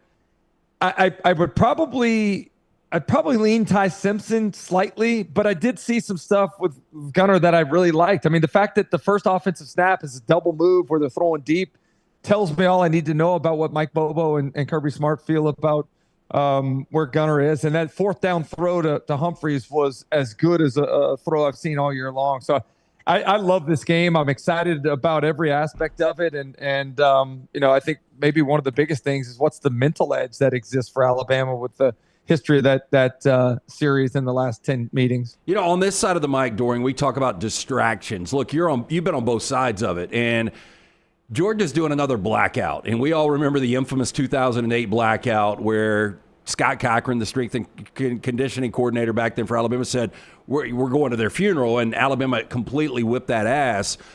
We were blown away they were doing it again. Is it a distraction at all for the players? I mean, what's your take? I mean, it's a long time ago. Some of those guys, maybe not even born, that are on the roster right now. So it's been a long time. We remember it well, but it just seemed like something that was kind of unneeded because Kirby lived it on the other side. What is to gain from this? I mean, I understand. I've heard Georgia people say that it's just going to be a blackout in the stands, but the Georgia team is going to wear their usual red jerseys and silver breeches. But what's the gain from, do it against anybody else? Why would you do it against Alabama after what happened last time? And let's not forget, that was year 2 of Coach Saban's tenure in Tuscaloosa. This is year 2 of Kalen DeBoer's tenure. And what did we see after that game? It was domination from Alabama over the next decade plus. Like, I understand, you want to tempt fate for this one game, but what about tempting fate for the next foreseeable decade with what could be possible as a launching pad if Alabama goes in and wins another one in the face of this blackout? Yeah. A lot of people are in the chat are saying from your mouth to God's ears there, Doering. 17 more years. Listen, this Mateer injury for Oklahoma, it's part of the game. You got to deal with it. Can they hold it together to stay in the playoff hunt until he comes back? I believe so because, I went all in on John Mateer being the Heisman Trophy winner in the offseason. I was laughed at by some, but I also went all in on Oklahoma being a college football playoff team. I do have questions about the offensive line and their ability to run the football consistently.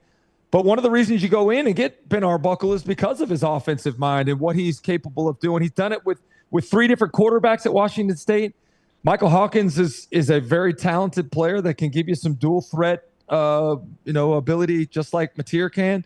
The schedule, I understand, you got Kent State here, you got the bye, you got a little time to lead up to the Red River rivalry.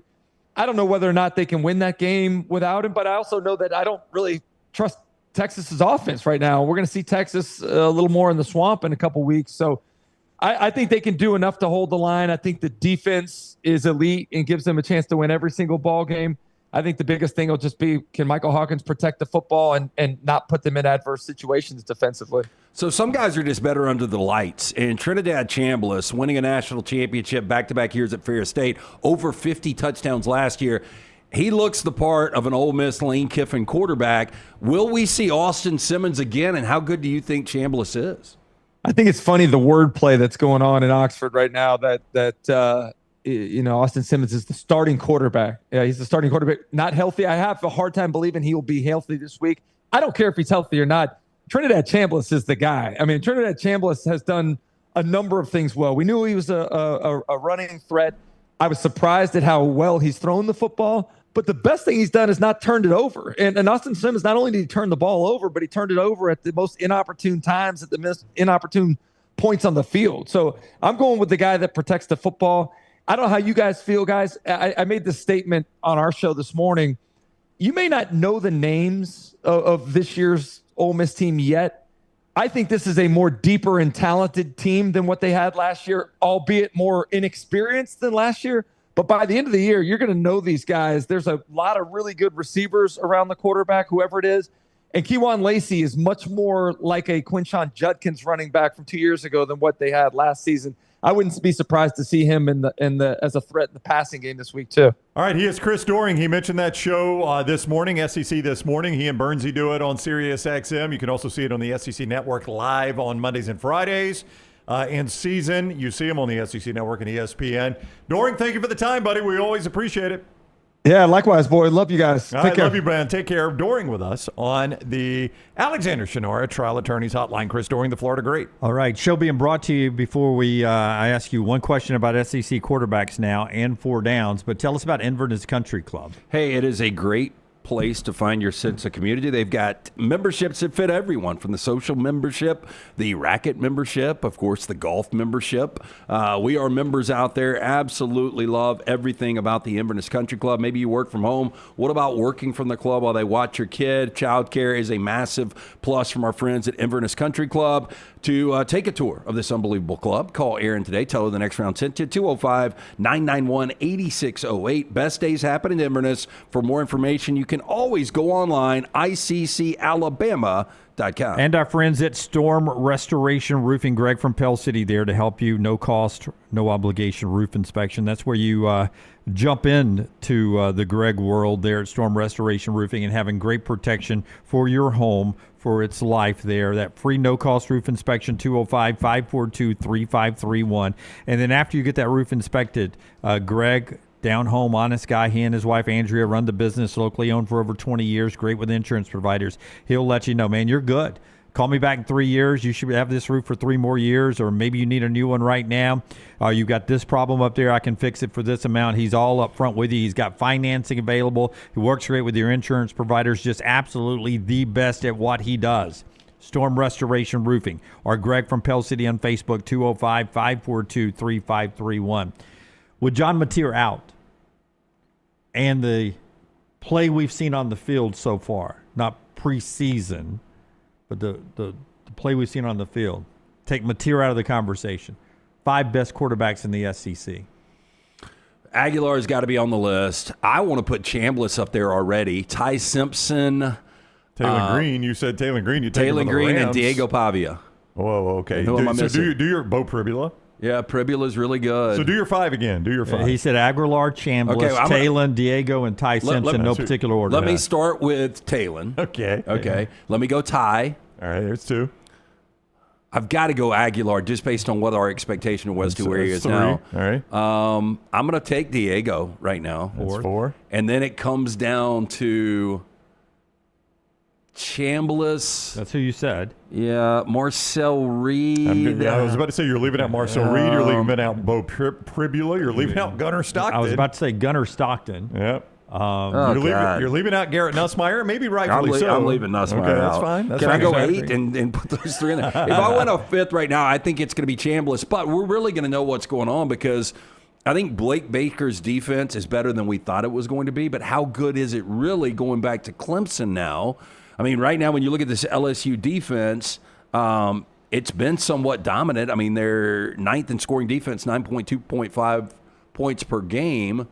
I just don't know how good it is overall. We'll see. I think I would go Green, Reed, Ty Simpson. I mean, Bo Pribula, I think, has to be in there. And I'll go Gunnar Stockton. I mean, I'm leaving out Aguilar. Maybe I should bump Pribula for Aguilar. I don't know. I mean, this Aguilar. is really hard. Just to be up front here, you guys are putting Arkansas and Texas A&M quarterbacks 1 and 2. This is the SEC we're in now. No. And the Vandy quarterbacks in the conference is in the top 5. Marcel Reed, we talked about the completion percentages in the 50s right now. That's a problem. Not great. But to see him do what he did, and again, I don't think this Chris Ash defense is very good for Notre Dame, but to see what he did under the lights, prime time in South Bend on that drive, it's pretty impressive. Let me ask you this. Play this if game with me. Don't do the, we can't. If you take away 2 fumbles for Arkansas, they are 4-0. Would that change how you feel about Taylor Green? I don't know how you feel about it. Yeah, let's don't put words in my mouth. Well, you just said we're putting Arkansas. Well, I'm just saying, is this the world we're in now? That Arkansas and Texas A&M's quarterback, but not usually the places we go since Johnny Manziel, right? And pick a great Arkansas quarterback. Boy, who was their last great quarterback? Ryan Mallett. Mallett.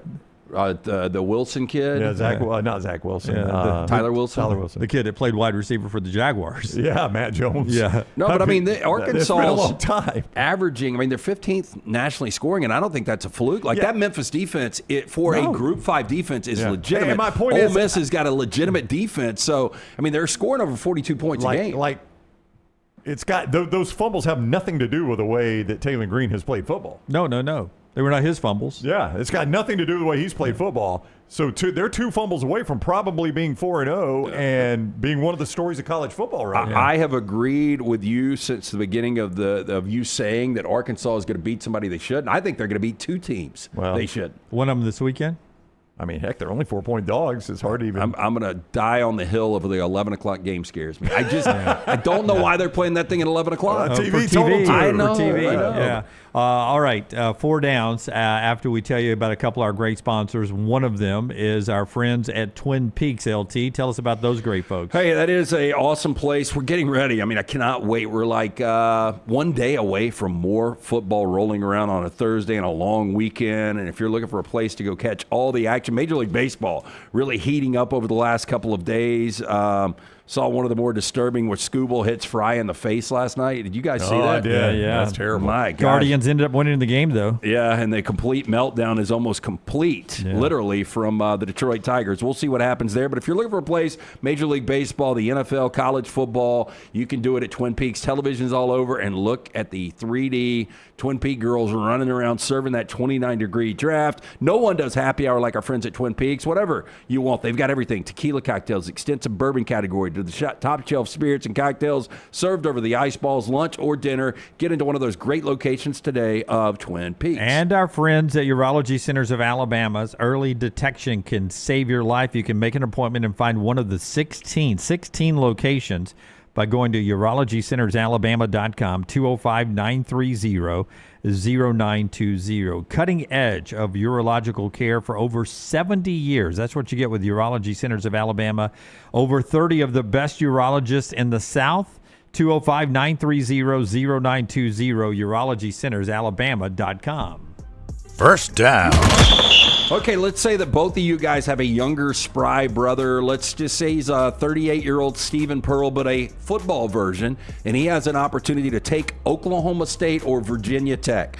Which job do you push him to take? Oklahoma State. Virginia Tech. Oh, interesting. You make your case. I think it is. Yeah, y'all make your case. I think it is extremely tight. Virginia Tech, loyal fan base that we've seen them showing up for the Wofford game, and they just passed this morning an additional $229 million annually into the athletic budget.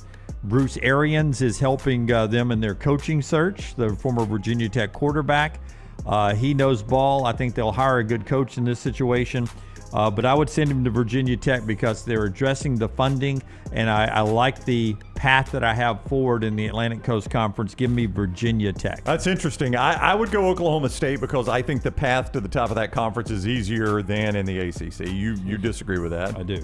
Well, I just think everybody's almost the same in the Big 12. In the ACC, I've got to get over. Clemson is not going to stay down this long. Miami's back being good. My counterpoint is Florida money. State is money. But I do think that the ACC is almost establishing itself as a two-bid league. And I think the Big 12, like Oklahoma State, you can win the whole thing. But i.e. last year, you can go 0-9. So there's a big fluctuation. I get your point, but also get your point. Like, I think the ACC is a more respected conference. Yeah.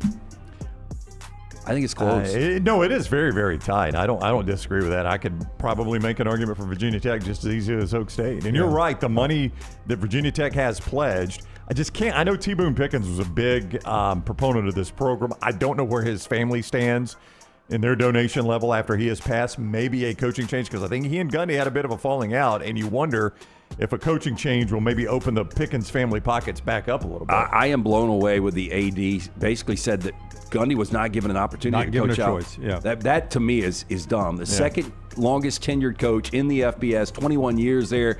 The great things he's done. It's a trash program right now, but you got to let him close out the season. Second down. Let's go to the Big Ten. More likely Big Ten upset this week: Illinois over USC or Iowa over Indiana. It sounds weird to say this. I think USC's catching Illinois at a bad time, like coming off that blowout. I'd almost rather be catching them coming off a win over Indiana. Well, yeah, I mean, they're going to be fired up to see that USC brand. Yeah, this week of practice for Illinois has had to be, guys, y'all got to show me if y'all still want to be on scholarship after Saturday night. It's a 9 o'clock body clock coming off of a letdown game where Illinois got embarrassed on national television. I'm not going to pick Illinois again, maybe ever. But I also think Indiana's in a tough place because they had such a monumental win in prime time. And now they're on the road at Iowa. You know, statistically, and look, this thing might hold. We'll see how it goes with their schedule. But they are top 5 in scoring offense and scoring defense. I mean, they are well-rounded, and they've got, in my opinion, an elite quarterback. I just don't think Iowa can score with them. Iowa's a tough place to play, and they always beat somebody they shouldn't in Iowa City. Iowa scored 38, though, against Rutgers last weekend. Maybe they found a little something offensively that can give them enough points to stay in this game and make it competitive. Yeah, but Illinois over USC, to answer your question. You know, Iowa, they were helped. I mean, they were up 7-0 5 seconds into it with the kick return. But, I mean, their offense did put up 31, which is impressive in Piscataway against Shiano defense. If Iowa starts this upset, I got to get off my YouTube TV and get on Peacock. That's the frustrating thing. Yeah, got to switch one of my TVs over to Peacock and get out of YouTube TV. Makes it a little bit more difficult for me. Nationally ranked Indiana against name brand Iowa on Peacock. My Peacock was showing up as part of my multi-view this past weekend. On YouTube TV? Yeah, 100%. What game was it? It was weird because it didn't do it on all 3. It was only on one of my TVs that would show up on the multi-view. Which game was it, though? Was it also on NBC? Let's go through the Peacock last week. Yeah, all 3 games they were NBC/Peacock. Yeah, so I think you were getting the NBC on your multi-view. It was triple header on NBC. Okay. Yeah, well, that's what it was. Yeah. Third down. Sadly, I remember where I was when Phil Hartman was found murdered by his wife. And that murder-suicide, he would have been 77 today. This was almost 30 years ago when he was shot. If I went Phil Hartman or Dr. Phil, better career. It's got to be Dr. Phil. I like Phil Hartman much better and is one of the funniest comedians of all time. But that dry humor was incredible. His dry humor was spectacular. But Dr. Phil built a media empire off being a random guest on the Oprah Winfrey Show. I mean, do we even know if Dr. Phil knows anything? I have no idea. I don't even know how good a doctor he was, but Oprah made me think he was the best one. He just kind of gives these sort of vague old answers? Southern sayings that aren't real sayings. And you got to hit your pants and get back to work. You know, stuff like that. Yeah. You got to put the cement between the bricks before you can build a wall. Is he even licensed? I have no idea. Oprah made me think he was the best doctor ever. Let me double check on that before I say something. I'd go Phil Hartman here. I think he had more skill and. I've only seen little clips of Dr. Phil. I think we had one with the Catch Me Outside girl. Yeah. I will go Phil Hartman as well. So apparently, Dr. Phil is not currently a licensed psychologist. He voluntarily relinquished his Texas license in 2006 and has never held a license in California where his show was filmed. He holds a PhD in clinical psychology from the University of North Texas. Oh, Mean Green. They're playing well, by the way. Work on the TV show is considered entertainment, with guests signing waivers stating that they are receiving advice and not professional psychological treatment. That's right, yeah. Hey, by the way, Mean Green, 4th shortest odds for the Group 5 rep. Yep, I saw that. In the whole show in this in 4 downs here. What? I'm not looking. Gundy segment coming up here in a little bit, too. One more? Fourth down? Fourth down. Jim Henson would have been 89 years old. I've never seen the movie on him. Obviously, I think we were all Muppets fans at one point in your life or another. Oh, I loved the Muppets as a kid. So, Jim Henson or Jim Brown? Jim Brown, the running back turned movie star? Yeah, turned activist. I think, I don't know. That's a tough one. You know, Jim Brown's such an abbreviated career, and a lot of people believe. What was it, 9 years? I don't even know if it was 9 years. Maybe. I thought it was 9. I thought it was 9 years. I know it was shorter than a decade. Yeah. My dad swore best ever. Best could not tackle him. I mean, he had the opportunity to interview him one time. You did? Yeah, he was a badass on the field. Yep. Very controversial late in life, just because he was an activist, and most do have a controversial element there. But I think he chose because the Browns, I think it was Art Modell, said no, you can't show up late for camp to finish shooting that movie. Was it The Dirty Dozen? Was that the movie? Whatever movie he was in. You can't show up late for camp. You got to report to camp. And he said, no, I don't. Yes. I'll See go you be a later. movie star. I'm done. I retired. Yeah, 9 seasons. I averaged 104.3 a game on the ground. And that was back when you ran more. I mean, he was a stud, but give us a little background on Henson. The Muppets guy? Yeah, I mean, he created the Muppets. Fraggle Rock, which was a big deal on HBO back then. Fraggle Rock was fantastic. Fraggle Rock, The Dark Crystal. Labyrinth.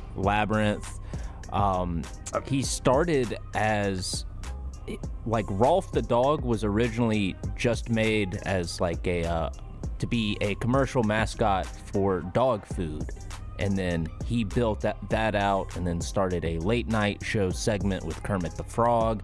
Got rejected from SNL and then started his own show and moved everything to London and created the Muppet Show. Yeah, look, I don't know any Muppeteers, or puppeteers, I should say. Right. You know, if my 22-year-old daughter, Layton, said, what does your boyfriend do for a living? He's a puppeteer. I would be a little concerned. I'm concerned about but, that one, you yes. know, Yeah, he did it at another level. Yeah. Jim Brown for me. For me. That is 4 downs today, brought to you by our friends at NASCAR Brownie, whereas we get ready for Talladega coming up, the playoff race. That's right. It's the Yellowwood 500. It is the Sunday race that will cap off a weekend of racing at Talladega Superspeedway. You can be part of it. 877-GO-TO-DEGA. 877-GO-TO-DEGA. It all starts Friday, October 17th with the NASCAR Craftsman Truck Series Playoff Loves RV Stop 225, the NASCAR Infinity Series playoff race on Saturday, the United Rentals 250, and then the Yellowwood 500 on Sunday. Enhance your race experience by getting that garage pass presented by Cool Ray, the most amazing garage experience in all of NASCAR. You can reserve your spot in the infield, in the grandstand, in the camping area by calling 877-GO-TO-DEGA or visiting TalladegaSuperspeedway.com. Okay, maybe you're in your 40s, you started to thin out a little bit, and you've been ordering products online, and you've been waiting for them to work, and you've been waiting and waiting.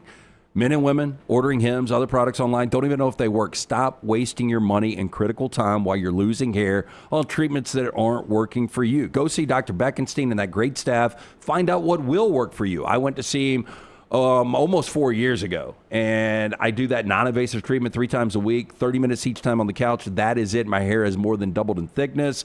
They've got that T3 test. It's easy, painless, affordable, takes seconds to perform. It's going to show which medicines and compounds will specifically work for your hair loss. Make this phone call today. Be preemptive, get on top of it, maintain and grow back from Dr. Beckenstein, 205-319-0316. That's 205-319-0316. Tell them the next round sent you. For more information, T3hair.net. Follow LT on Twitter at @TheLanceTaylor. Yo, kinfolk, what's good, man? Let me holler at you for a minute. You know how life can be life. You're out there chasing that dollar. Every dollar is accounted for going somewhere. Then all of a sudden, bam! Out of nowhere, a car accident. All I had to do was hit up my people at Alexander Shinara Trial Attorney. You already know when that dude Alex pulls up the trial, he shuts down the litigation situation. Yo, go to Shinara.com. Hit him up at 659-777-7777. Call me, Alabama. No representation that legal services provided are better than any other provider. This is what being a NASCAR fan is all about. Singular history and tradition. Thank you, everybody, for coming out. And triple header playoffs action to ratchet up the stakes. Throw in a can't-miss concert, and you've got more than a race. You've got Talladega. NASCAR Playoffs Weekend at Talladega, October 17th through the 19th. Get your tickets now at TalladegaSuperspeedway.com. Ticketmaster, the official ticketing partner of NASCAR. All right. It's a beautiful day for football here at the stadium, and we're just about ready for kickoff. Score 0-0. And suddenly, I'm in the mood for a Coke Zero Sugar. Real Coke taste, zero sugar. Now that's a winning combo.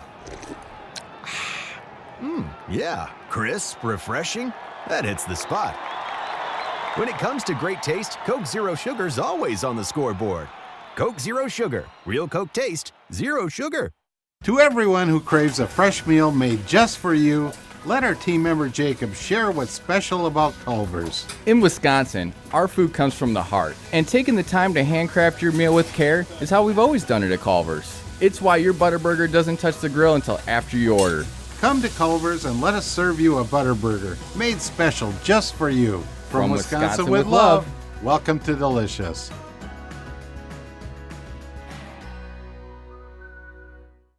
Hey, there's nothing worse than waking up to a plumbing problem. Don't get caught in a flooded house. Call the guys at Hemp Hill Services. Adam, Chad, and the team at Hemp Hill are the only ones I trust to fix it and fix it right the first time. Hemp Hill Services does it right and always at a fair price. For all of your plumbing, cooling, and heating needs, trust the name that Birmingham has trusted since 1954.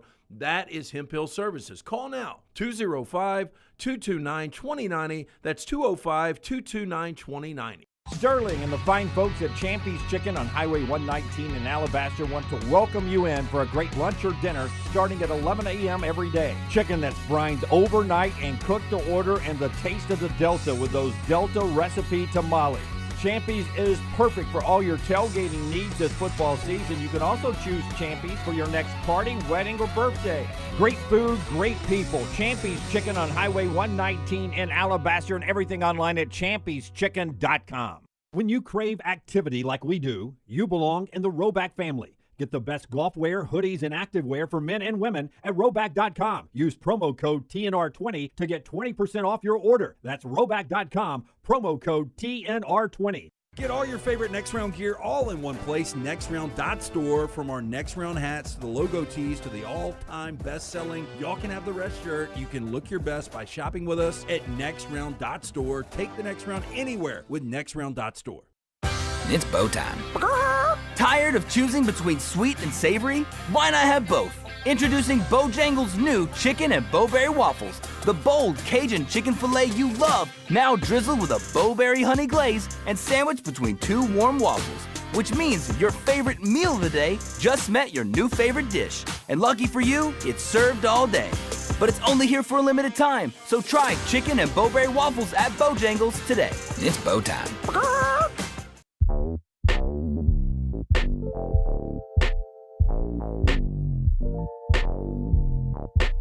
Back with you on the Next Round. Some developing injury news in the SEC. Brownie, it involves a guy we talked about to lead the show, John Mateer. Yeah, apparently there's been chatter about this. I was seeing Brandon say it in the chat room on the Oklahoma message boards. Well, it's going from message boards to actual sources now for On Three's Pete Nakos, who says there is some hope that John Mateer, the Oklahoma quarterback, could be back for the Red River game. If you've missed the story, he's got an injury in his hand that is going to require surgery today. Initially, they had thought it'd be 3 or more weeks, but the Red River is at least on the radar for him. So perhaps back for the Red River, which would obviously be massive for their national championship hopes and his Heisman hopes if he only misses basically 1 game because of that. As we return, a reminder of our friends at Central State Bank who like to reward smart kids and kids that are working hard in school. Smart grades deserve smart rewards. At Central State Bank, they help young achievers save for the future. one A at a time. Open a Young Savers account, and when report cards roll in, send it on over. Your student could earn up to $10 for A's and B's. It teaches them to work hard in school and also the value of some great economical decisions and financial decisions early in life. That's a great lesson. It's banking that celebrates hard work and builds lifelong habits. Family-owned, community-focused, Central State Bank, member FDIC. Another interesting game that we haven't talked a ton about is LSU at Ole Miss, 2:30 ABC. Caden Durham questionable, according to Brian Kelly on the SEC teleconference moments ago. Well, that's a big deal. I mean, this offense has really struggled. They're 112th in rushing the football, only 116 yards per game. Now, according to everybody involved with the program, Harlem Berry is going to be the next great LSU running back, and now he's going to have his opportunities. The things that they were worried about is can he, and pass pro, what can he do there? I mean, there are things that he's learning as a true freshman that he didn't obviously have to do in high school. And so now you're going against an Ole Miss defense, and those things are going to be critical. So that's something to watch out for. Yeah. Harlem Berry, again, great raw talent, but doing the ins and outs of what he needs to do to help protect that quarterback and Garrett Nussmeier, that could be a big storyline. Kelly says Durham could go from questionable to out or questionable to probable, depending on how he responds with the injury throughout the week. In that game, better quarterbacks at LSU or at Ole Miss, in your opinion? I mean, right now it's been Chambliss. That is crazy. Now, look, I think it's fair to say, I mean, that's a more quarterback-friendly offense. But I think it's definitely been Chambliss. There is not one person in this universe, Trinidad Chambliss included, that if we'd go back in the summer and said Ole Miss and LSU are going to play, who do you think's better, Garrett Nussmeier or Trinidad Chambliss? Not one person would have said Trinidad Chambliss. I mean, but Nussmeier's been disappointing. He has been. That's my point. And you didn't think Chambliss was going to play. Here's the deal. 345 yards of offense from LSU per game, but only 5 touchdowns. So 345 is not setting the world on fire when it comes to total offense. But you think it would produce more than 5 TDs. Yeah, they got to get the ball into the end zone. Here's Lane Kiffin on his choice. Austin Simmons and Trinidad Chambliss, the Division II national championship winning quarterback, who has come in and, sort of lit up the scoreboard. Now it's sort of a quarterback decision for Lane Kiffin. And then what factors are you considering when deciding the quarterback situation for LSU? Health. For sure, to see if Austin's at 100%. These guys are really good, and they're loaded on defense, and they're the best they've been on defense since we've played them. Obviously, with the acquisitions that we talked about, and really shutting down the run.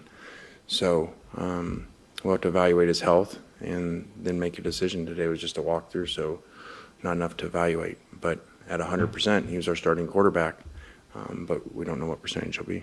Yeah, so injury, health, that'll be a big factor. Huge game going on same time with Auburn, Texas A&M, 2:30 window. Let's get to our Bojangles tender moment of the day, brought to you by Bojangles. Yeah, our friends at Bojangles can be your source for that great tailgate. Get those hand-breaded chicken tenders, the great sauces, the dipping sauces that go with them for your tailgate Friday night football, Saturday football, or if you're just doing the watch party at the house, let them cater that watch party. You can also swing by at lunch or dinner and grab some of those great chicken tenders from Bojangles. On your way to work and school tomorrow, don't forget that pork chop griller.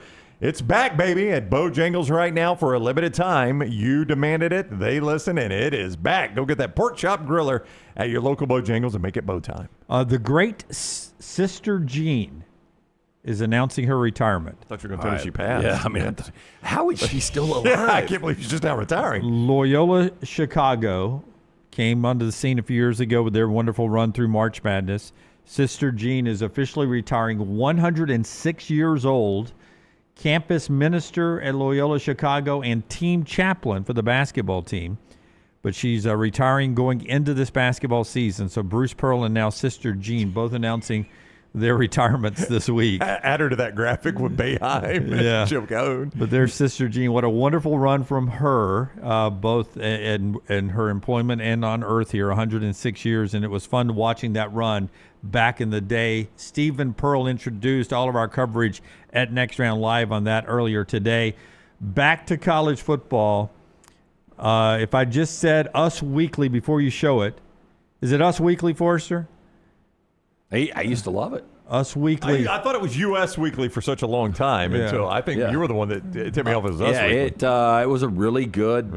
Do they even have a hard copy anymore? Oh, it's still right there in the checkout line. Okay. Us Weekly is. So you're getting a chance to walk out at your local grocery store, and there's Us Weekly right next to the Mentos.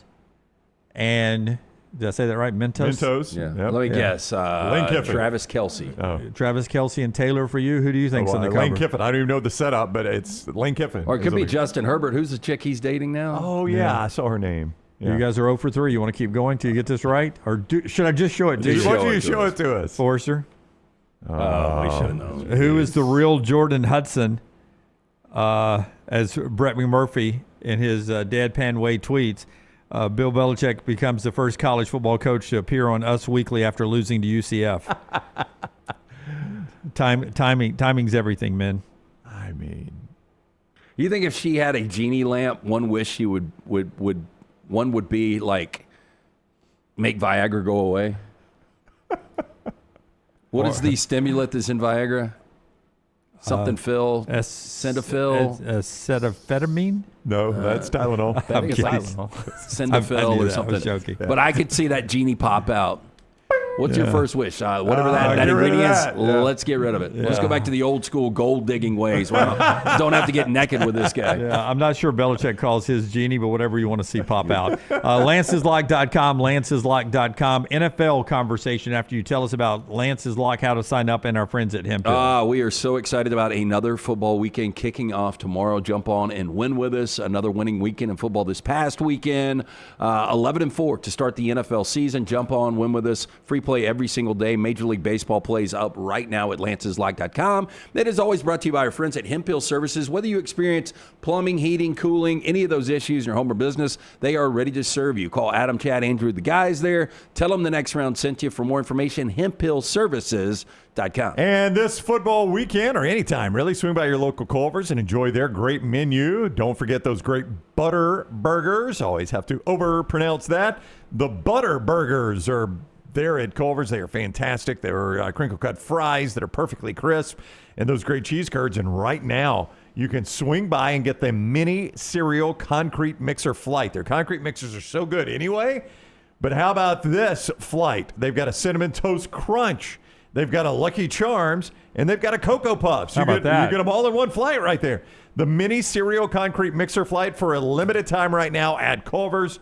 Go enjoy those great burgers and an amazing dessert flight right there at your local Culver's. Okay, it was breaking news during the show yesterday. Lance brought it to us, but Jackson Dart taking over for the New York Giants, who are 0-3. Did you happen to glance at their next 5 games? I have not. It's the NFL. It's going to be tough, but not this tough. Chargers first for Jackson Dart, at New Orleans, Philadelphia, at Denver, at Philadelphia. That's his first 5 starts in the NFL. That's tough. That's tough. At least you're breaking him in at home this week. Against the Chargers. The Chargers. I mean, is that the best team in the AFC, you think? Oh. I mean, they barely beat Denver. I think Buffalo's the best team. You think Buffalo's better than the Chargers, but Chargers probably second? Oh, yeah, probably. Yeah. All right, so second best team in the AFC. Philadelphia, some would argue, is the best team in the NFC. I think your Rams are better. You outplayed them on their place, but either way, they won the game. Still won the game, yeah. Yeah. So anyway, that's a hell of a run. You got to play them 2 times. But I just look at the defenses. Chargers defense, good. Yep. Eagles defense, good. Twice with them.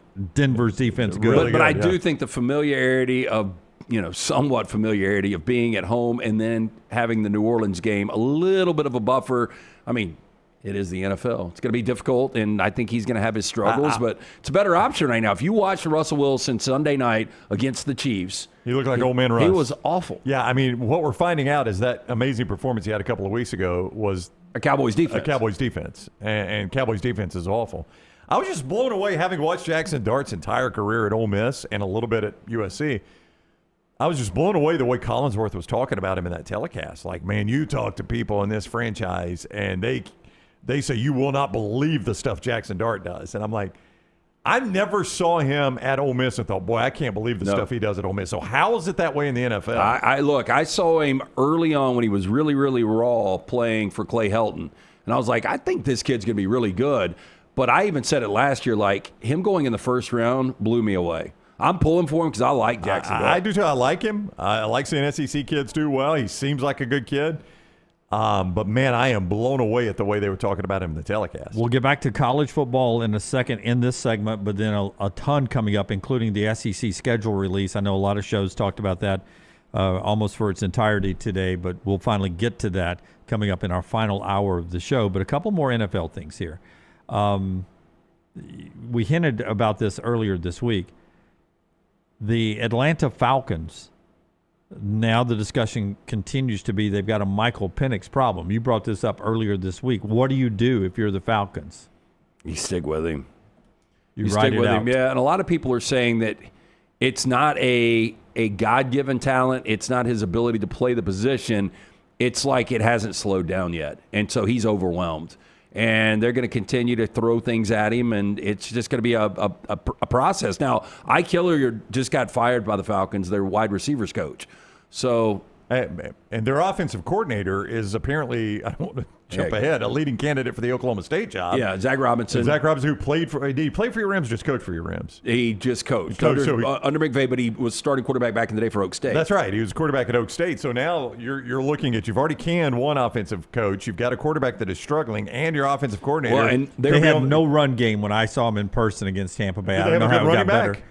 They do have a good running back, Bijan, but they didn't have a good traditional Raheem run Morris game. is bringing Zach Robinson from the booth to the field this week. I don't know how much more that helps him, but it is interesting. Your second shortest odds to get this Oak State job is former quarterback Zach Robinson, and he's coming off being shut out in the NFL, which is almost impossible. That's tough to do, yeah. Especially by a bad team. I mean, Carolina's not a great team, and you got shut out. But back to the original question, I think you let Penix just push through. The Bills, after the Ravens loss on Monday night, the Bills now have a 2.5 game lead over Baltimore. So if they're going to meet each other because of the head-to-head, it's basically a 2.5 game lead over Baltimore. If they're going to meet each other in the postseason, it's going to be in Buffalo. After Sunday, without a injury to either Hurts or Josh Allen, it's almost impossible to envision one seeds anywhere other than Philadelphia and Buffalo. It is hard to imagine that, yes. I mean, just after what you've watched through 3 weeks now, Lance, it seems like, I mean, I don't know what betting odds would be on this, but Philadelphia and Buffalo are going to be your one seeds. I mean, Philadelphia now, and they're finally going to snap this. I think it's 22 straight years. The NFC East has had a different champion. Yeah, I'm going to go with the Eagles this year. I mean, they are going to breeze through that division. Yeah, and it's just hard to see the Bills. And I think the Chargers are good, and they're 3-0. It's hard to see the Bills lose this. A couple of NFL franchises that are struggling right now in the same division. Tennessee, Brian Callahan just, 3 games into the season, giving up play calling, giving it to his quarterback coach, who's got a good relationship with Cam Ward. We'll see if that works out for them. Our buddy D'Amico Ryans and the Texans releasing C.J. Gardner-Johnson today. They traded for him in the offseason. Obviously, some personalities not going well there. And my Buccaneers are never healthy. Mike Evans hurt his hamstring late in the Jets game. Multiple games he's going to be out with that hamstring injury there. And Jerry Jones says Jadeveon Clowney will make his debut for the Cowboys when they play the Packers and Micah Parsons. There'll be a lot of storylines in that game. Yeah, Clowney's the guy they brought in to basically replace Parsons. Yeah. That's the late Fox game this week, right? Yeah. That's in the late Fox window. And boy, we're getting a heavy dose of Cowboys. Yeah. I mean, we always do, but I think Fox thought they were going to be better than they have been. Back to college football we go after we remind you the show being brought to you by a couple of our great sponsors. One of them is our friends at Odie's, where tonight it's trivia night. Odie's Team Trivia. We do it every Wednesday, the original location in Crestline. There is a newer location in Edgewood. Fantastic food at both these locations of Odie's Tavern, Birmingham Institution. Rodney Davis been doing that food for more than 4 decades now. The wings, the burgers, fantastic sandwiches like that Diablo sandwich, the ice-cold beer buckets. But join us tonight, the original location, 8 o'clock, Odie's Team, me, Will Haver, and Ryan Brown. And our friends at Way to Wellness, your journey to healthy living. I'm telling you guys, and girls, if you're watching or listening, or guys who have girls who are battling this, a great way to jumpstart your weight loss. This thing absolutely works at Way to Wellness because they don't just have one plan for everybody. They have a different plan for every individual and a variety of different ways they can help you jumpstart your weight loss. Maybe it's injection therapies that are so popular right now. Maybe it's meal replacements. They've got some prepackaged meals and different ways to prepare food that would help you with your weight loss. Maybe you're just a bad snacker like me. You get caught between lunch and dinner or dinner and bed, and you want popcorn or you want ice cream or you want brownies or you want popcorn in ice cream covering a brownie. All that together, whatever it is, bad snacking is horrible for you between meals. And I've got these protein bars that sort of scratch that itch for me. And it works. Helps me maintain my weight. aplanforme.com, no contracts, no sign-up fees, and your first consultation is free. Okay, the schedule in the next hour, Mike Gundy is done as the coach at Oklahoma State. 11 consecutive FBS losses. But 2 years ago, he was in the Big 12 championship game, and if he had won, they would have been in the college football playoffs. They went to 18 straight bowl games before this losing streak started.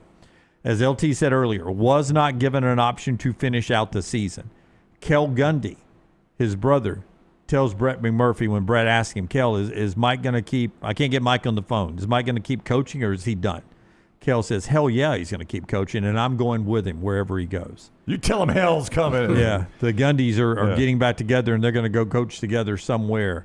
Your thoughts on all of this? Yeah, I don't think that excites me if I'm another fan base. You know, you brought up Brown yesterday when we were talking about Charles Barkley. It was a 4-downs question, and you were like, he's, to me, the face of the NBA. I think Mike Gundy, not only the face of Oklahoma State football, zero doubt, maybe the face of the Big 12. For a while. Yeah. I know Dion was that for a little bit, but, you know, when I just think Big 12, I mean, I see that mullet. I mean, I had to point it out to Jack when we were watching Tulsa and Oklahoma State on Friday night. I was like, look at dude's hair. Like, he's never cared. Yeah. I just don't know what the appetite is like for a guy now. What kind of job are we talking about? Well, I was going to say, give me a Power 4 opening that you think would be excited about getting Mike Gundy. Just give me, and even if it's not open, I'm just saying if this job came open and they hired Mike Gundy, give me a Power 4 school. I'm going to throw out some possible openings okay, go. for you. Cincinnati could open up. I think they would be excited just on his track record, but they would probably rather go somewhere else. I'm not saying Satterfield's going to get fired yet because I think Cincinnati's better than advertised, but and get to your list. But I don't have a list. I'm doing it off the top of my head. Do you really want a guy that's lost 11 consecutive FBS games? And it looks like, and I hate to say this about Gundy because he doesn't seem like this type of guy, but when you call out Oregon and then you get beat 69-3, and Oregon could have named their score, and I mean Lanning kind of got there, but then you lose to Tulsa as a double-digit favorite at home, and that game wasn't as close as a 7-point game. No, they scored late. Tulsa dominated that. You would have to look past immediate history. Yeah, but what look scares at the big me? thing. No, I get the big, and something intentionally's got to be going on. He had problems with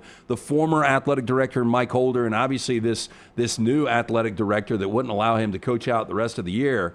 There had to have been a problem there. But could it be like maybe he's just lost his focus on coaching? Not far down the road, Arkansas could open up. I just don't think they would get excited about Gundy. I think they feel like they're getting a retread. Like that would be incredible for Gundy. Oh, it would be. I mean, you talk about landing on your feet. If they fired Pittman and went to Gundy, yeah. I think you still go back to Petrino if he I'm wants it. with Lance. I know we make fun of Lance's love for Petrino, but if Sam Pittman got fired, retired, whatever, and my choices are Petrino and Gundy, give me Petrino. Petrino's in the system right now. Give me him. 67, Petrino? Probably. Yeah. But I don't know the age. Give me a good 5-7 years. Yeah. By the way, Brandon Marcello says that Bobby Petrino and Sam Pittman are still very close. They work hand-to-hand together. There's no backstabbing going on. But Marcello believes that if there is a move made at Arkansas, that Petrino will at least be the interim coach up first. Yeah, you'd have to. Not necessarily would be the replacement. And second shortest odds on losing their job right now is Sam Pittman behind Billy Napier. I do just, I sort of look in this area. If Silverfield leaves Memphis. Again, if I'm one of those jobs, I've seen it work like, say, Rich Rodriguez at Jacksonville State, right? That obviously worked very, very well. He was hungry, though. He was, and that's what I was going to say. How do you know the hunger level of one of these guys? I don't trust it. Now, some role at Tulane if he moves on to a better job. Now, I would say this, with Cale Gundy coming out with those comments and his ass is on fire, then Gundy does seem like a guy that's got a chip on his shoulder and wants to prove a point. He's got a big ego. So I would assume at that point he probably is all in on showing, hey, I was a good coach. They shouldn't have fired me. Mark Stoops at Kentucky out if he is out. That's one where I feel like I'd be a little more excited because of how bad Stoops' system has been offensively, to your point. And I go get a guy that is known for his offense, has been a really good offensive coach over the years. That one actually might excite me. Now, of course, the offense has gotten pathetic under Oak State. It has. I mean, it's kind of hard to sell it right now. Yeah, those are just some that popped ahead instantly. Wisconsin's going to open up. Well, it's a bad fit. He doesn't seem like a Wisconsin guy. It's a bad fit, yeah. All right. That's a little Gundy conversation as we have another coaching change before we get to week 5 of college football. Coming up, the SEC schedule release, thoughts there. We try out something new called Whacked Out Wednesday, where we take a point spread that is out there in Vegas, and we try to tell you of a blowout that's going to happen. Another amazing logo by me, if I do say so myself. Yeah. I have killed another logo today. Oh, y'all did logos. I drew one too. I was feeling it, Lance, when I got here today. I was feeling sorry, it. I did not do that. I'm going to do another logo. Mine is just blocked letters, though. No, so, mine is not. I've killed another one. But I'm 2 for 2. The reason I wanted to do this was an opportunity to draw more logos. It's my favorite part of the show now. But we'll do Whacked Out Wednesday, where you take a point spread, and we'll say it's 7.5 in Vegas. Man, they've got this totally wrong. They're going to win by 17 and a half. I've got a flat blowout. They're going to win by 20. I got one coming. They're going to, what did I say yesterday about Vandy Forster that you put on blast? What did I say yesterday? You said a lot, Jim. Yeah, but what did I say? That they will do to Vandy, beat the ever living. They're going to beat them to death. Beat them to death. Okay. Yeah. And that they're no good. I've seen that. Hopefully the numbers are doing well on that one, Forrester. I've seen it a lot. I had to turn off my notifications on the golf course yesterday. One more hour to go on the show that's being brought to you by our friends at New York Butcher Shop. I had an opportunity. Well, I didn't actually go by. I did text our friend Jim yesterday. Maddie went by, picked up steaks for the boys. They came over last night, did the fillets. There's a brown rice and mushroom recipe that he's got. So good. Yeah, she told me, she was like, Ryan Brown's got this recipe. Oh, yeah, I do. It's fantastic. And I was like, well, Jim probably should give it out to more people because it is unbelievable. Because Brown's not sharing. We also had the Caesar salads, just the great food, everything fresh that you can pick up from the New York Butcher Shop. Also a fantastic selection of fine wines and desserts. 2 locations, the original Cava Heights, Highway 119 in Greystone. Get in, see Jim and that great staff of butchers. Tell them the guys from the Next Round sent you. One-stop dinner shop, rare quality, well-done service. It's the New York Butcher Shop. Follow Brownie on Twitter and Instagram at Ryan Brown Live. Honey, a while back, life knocked me flat on my behind. I was hit by an 18-wheeler, and Lord of mercy, it left me hurting. Now, I heard through the grapevine that Alexander Shannara had recovered big money for some people. You been hurt? Can't work? Don't sit there suffering. Call my people at Alexander Shannara Trial Attorneys. Ain't gonna cost you a dime, so pick up the phone and dial 659-777-7777 or go to Shannara.com, because when I called, Alexander Shannara answered. Call me, Alabama. No representation made that the legal services provided are better than legal services provided by other attorneys. This is what being a NASCAR fan is all about. Singular history and tradition. Thank you, everybody, for coming out. And triple-header playoffs action to ratchet up the stakes. Throw in a can't-miss concert, and you've got more than a race. You've got Talladega. NASCAR Playoffs Weekend at Talladega, October 17th through the 19th. Get your tickets now at TalladegaSuperspeedway.com. Ticketmaster, the official ticketing partner of NASCAR.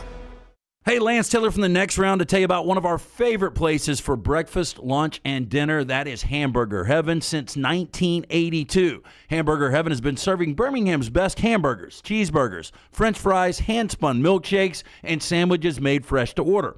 All of their ingredients are fresh and prepared daily. This includes their beef, always fresh, never frozen, hand-pattied each and every day. For breakfast, lunch, or dinner, visit any of the 4 locations, Highway 280, Irondale, Gardendale, and Homewood.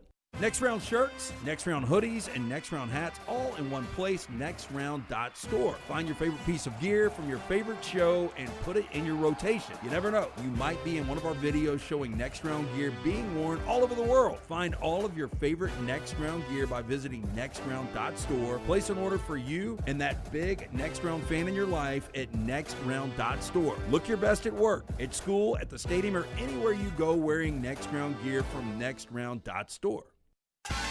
What are you waiting for? It's non-stop gaming action at Birmingham Racecourse Casino. Come play more than 900 of the latest and greatest games around, featuring fun bonuses and big jackpots. You can wager and win on horse and greyhound races from all over the world. There are more ways to win at Birmingham Racecourse Casino. Birmingham Racecourse Casino, located off I-459, exit 31, Derby Parkway. Must be 21 or older. Twin Peaks is the best in the game. Here, you're in the red zone for every college rivalry and divisional matchup all season long. I mean, where else are the scenic views as good as your view of the game? Only at Twin Peaks, the #1 sports bar. Storm season is here. Make sure you have a plan of action in place right now. Greg from Pell City and Storm Restoration Roofing should be your first call when storms hit. Insurance companies love working with Storm Restoration Roofing because of Greg Nelson's name and reputation in the industry. When storms hit, call Greg Nelson. He's local, 205-542-3531. He's the home of the free no-cost roof inspection. Greg from Pell City on Facebook, 205-542-3531. It's Storm Restoration Roofing. Catch up on all of today's Next Round on demand through the podcast platform of your choice. Apple, Spotify, iHeart, or Google Podcasts. Wherever you listen, always like, follow, subscribe, and turn on automatic downloads so you never miss any part of the Next Round. It's bow time. Tired of choosing between sweet and savory? Why not have both? Introducing Bojangles' new chicken and bowberry waffles. The bold Cajun chicken filet you love, now drizzled with a bowberry honey glaze and sandwiched between two warm waffles. Which means your favorite meal of the day just met your new favorite dish. And lucky for you, it's served all day. But it's only here for a limited time, so try chicken and bowberry waffles at Bojangles today. It's bow time. Jim Dunaway, Lance Taylor, Ryan Brown. Live from the Birmingham Racecourse Casino Studios, the Next Round, presented by Bud Light, is on now. Thank you to our friends at Bud Light. Easy to drink, easy to enjoy. They will be with us coming up a little bit later on in Trash every day. It's about 40 minutes away. We started the show off with Stephen Pearl's news conference earlier today, officially introduced at Auburn. More of that at Next Round live throughout the day. A lot of stuff there. And, of course, we are broadcasting live from the Birmingham Racecourse Casino Studios. A lot of fun on football Saturdays and Sundays out at the Birmingham Racecourse Casino when it comes to fun games you can play with the college football and NFL games out there with our friends at the Birmingham Racecourse Casino Studio. This hour always brought to you by our friends at Champy's, world-famous fried chicken, champyschicken.com, Highway 119 in Alabaster. The chicken is brined overnight, is cooked to order. The hand-cut chicken fingers are not only great for the kids, but all of us up here love them. The in-house made sides and desserts, and, of course, those Mississippi Delta recipe tamales. Sterling the crew down there on Highway 119 in Alabaster. Perfect for the tailgating or watching games at home. Destination lunch location if you just want good Southern food. Right there at Champy's Chicken, champyschicken.com, Highway 119 in Alabaster. Brownie, you look like you want to say something. And Scott brought this up in the last segment during the Gundy discussion. Do you think if, A, would he do this, do you think, and B, would this excite the fan base? Would it inject any life into a program that needs life injected into it because all the life has been sucked out of UAB football? UAB football is off the radar. Nobody cares about it. There's no way. You don't think Gundy would ever do that? Kel Gundy would take it. Kel Gundy coached there before. Yeah, he's been there. Yeah. Yeah, I think for Mike, if he comes back, it's got to be the right spot where he thinks he can win. And I think it's too dicey at UAB. I mean, he could go right back to losing 11 straight. Yeah. No, that's with the money that he is getting in the buyout here and the money he's made and all that. Yeah, it's a Power 4 job or not. He takes me as a guy that's got a ski nautique, but I think he throws another gold necklace on, and he's probably on the lake for a while, and his wife's probably telling him, "Hey, look, let's take see your if we time." enjoy this." Yeah. Before we talk SEC scheduling, Tyler, let's do our spotlight. It is we're going to call this, at least for today. You know, I thought about this earlier, by the way. Okay. Our Bojangles Tender Moment of the Day every day is basically just tell me something good Tuesday. It is. It's just I get a little snippet every day. That's right. Tell me something good every day of the week now. Yeah, some days I struggle to find good news, but I try to find something good every day. Right. Sister Jean retiring earlier today. It just nice, dawned on me as I bring something new to the table for this spotlight. We always struggle for a Wednesday spotlight. We may go back to sneaky good game next week, but you guys are the most educated college football fan base in the world that watch and listen to us. So you know the sneaky good games. You don't need us to tell. You don't need us to tell you that. Well, we may go back to it next week if this doesn't work. We're calling it Whacked Out Wednesday. Hit it. The College Football Spotlight. Whacked Out Wednesday. The Shannara Spotlight every day, presented by our guy Alexander Shannara, trial attorneys based in Birmingham, Alabama. That is his home. It is where he wanted to build his firm, and he has done just that. How about 24 years he's done it? 150 lawyers supported by more than 500 dedicated team members, and they've recovered more than $2 billion, maintaining Alexander's core values of integrity, mastery, passion, and success.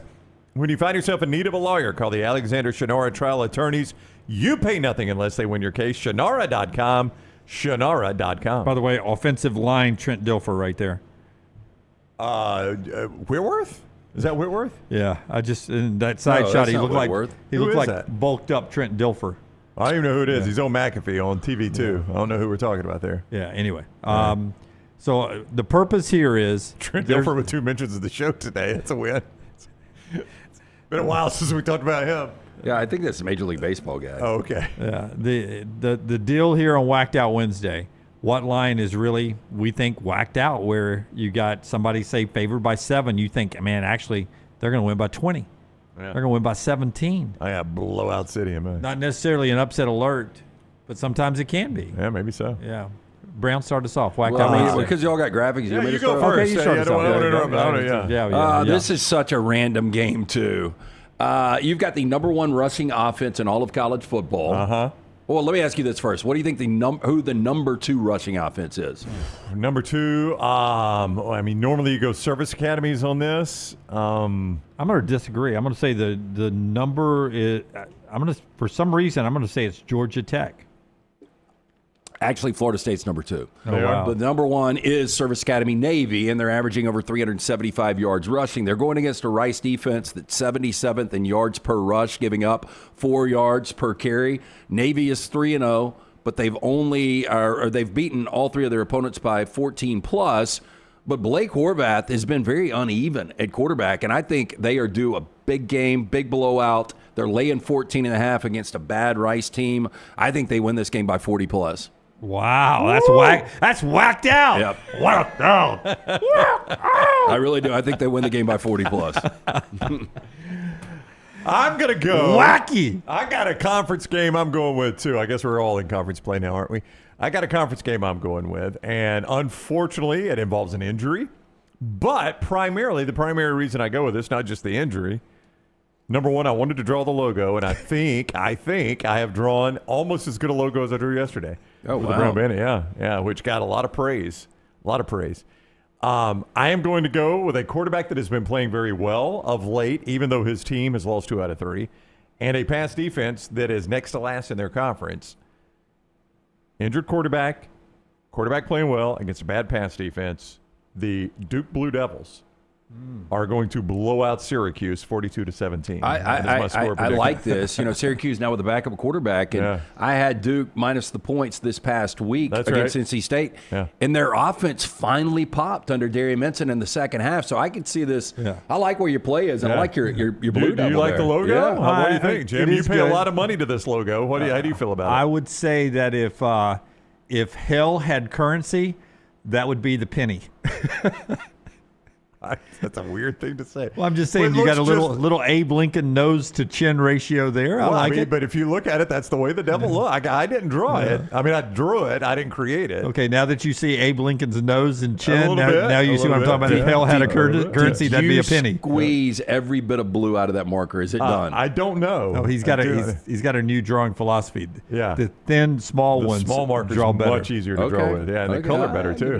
Makes sense. Now we're going to run the ink right out of those too. I'm so now the bar is going up on the drawing. So what's that point spread? 42-17? It's 6. I mean, Duke is a 6-point favorite at Wow. Syracuse. Well, that tells you a lot. And I think this shows you Angeli, if he's playing. Oh, the Syracuse is favored, right? I think it's right around a pick. Okay. Yeah, but I mean, he's basically a full touchdown. Yeah. For that offense. 42. I mean, you guys really did go whacked out, man. I did. 42-17. That's going to be my final right there, yeah. Mine not that wacky, but it's an SEC game. Oh, is it Bama over Georgia? And I do think wrong team favored here. Blowout.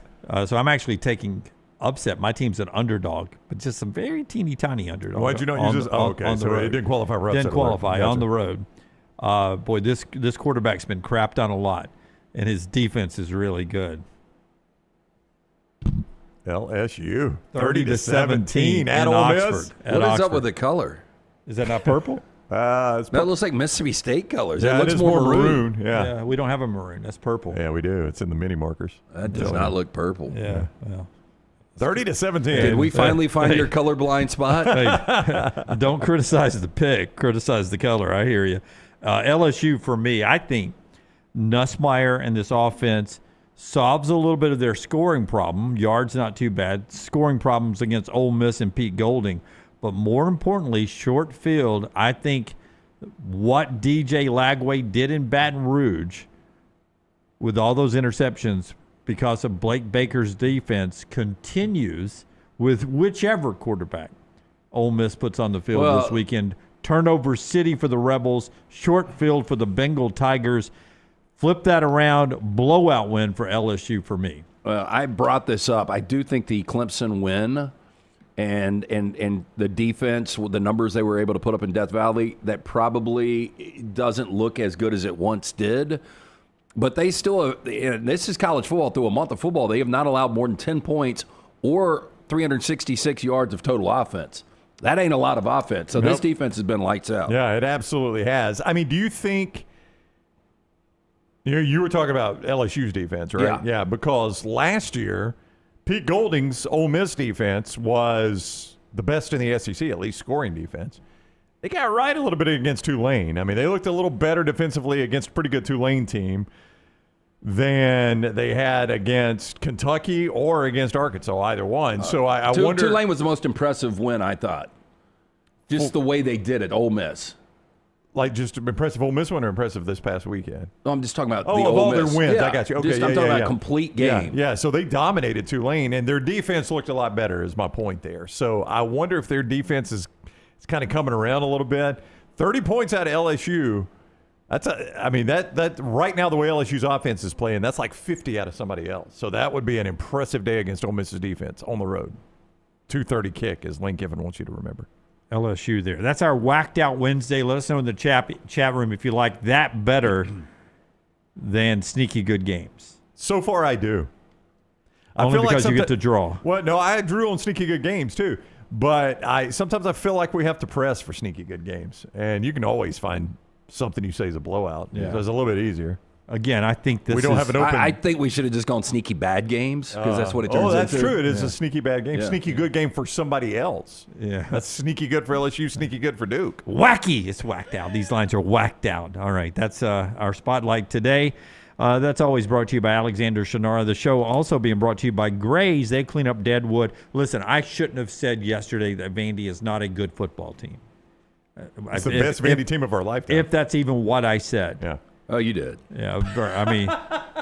I mean, you can take a segment discussion and cut it down to 55 seconds and really make anybody say anything. I know that. No, I mean, me and Brown agree. This is the best Vanderbilt team I have ever now, seen. that is an incredibly low bar. Yeah. But the point of my discussion yesterday was that if Alabama, and the way it got cut and sent out, Alabama fans are saying, so you think Alabama's going to get beat out at Georgia and then mail it in? That's not what I said. You upset everybody. That's not what I said.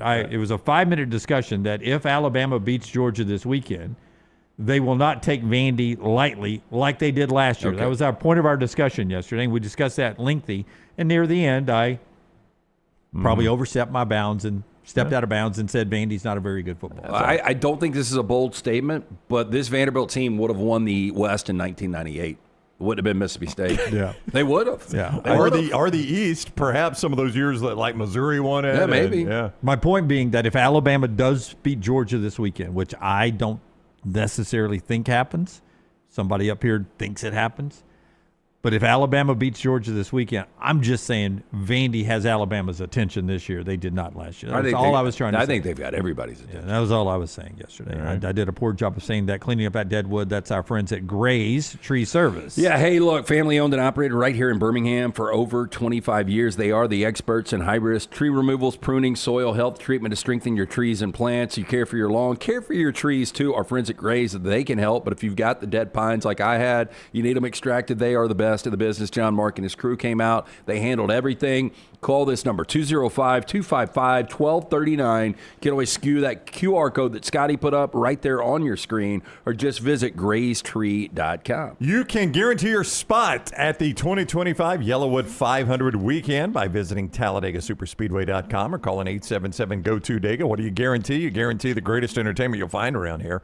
The NASCAR Craftsman Truck Series playoffs, Love's RV Stop 225 is a Friday race. The Saturday race is the NASCAR Xfinity Series United Rentals 250. And then don't forget, it all caps off with the Yellowwood 500 coming up on Sunday the 19th. I have yet to say this during these commercials, but the Saturday night concert, a group I have seen, the 9 p.m. headliner. Do you know who it is? I don't, but I'm running through people you have seen. I stumbled into this one, had no idea who they were. In Fort Worth, I bet. In Fort Worth, Texas. You stumbled into them. At Billy Bob's, the the historic great, Billy yeah. Bob's.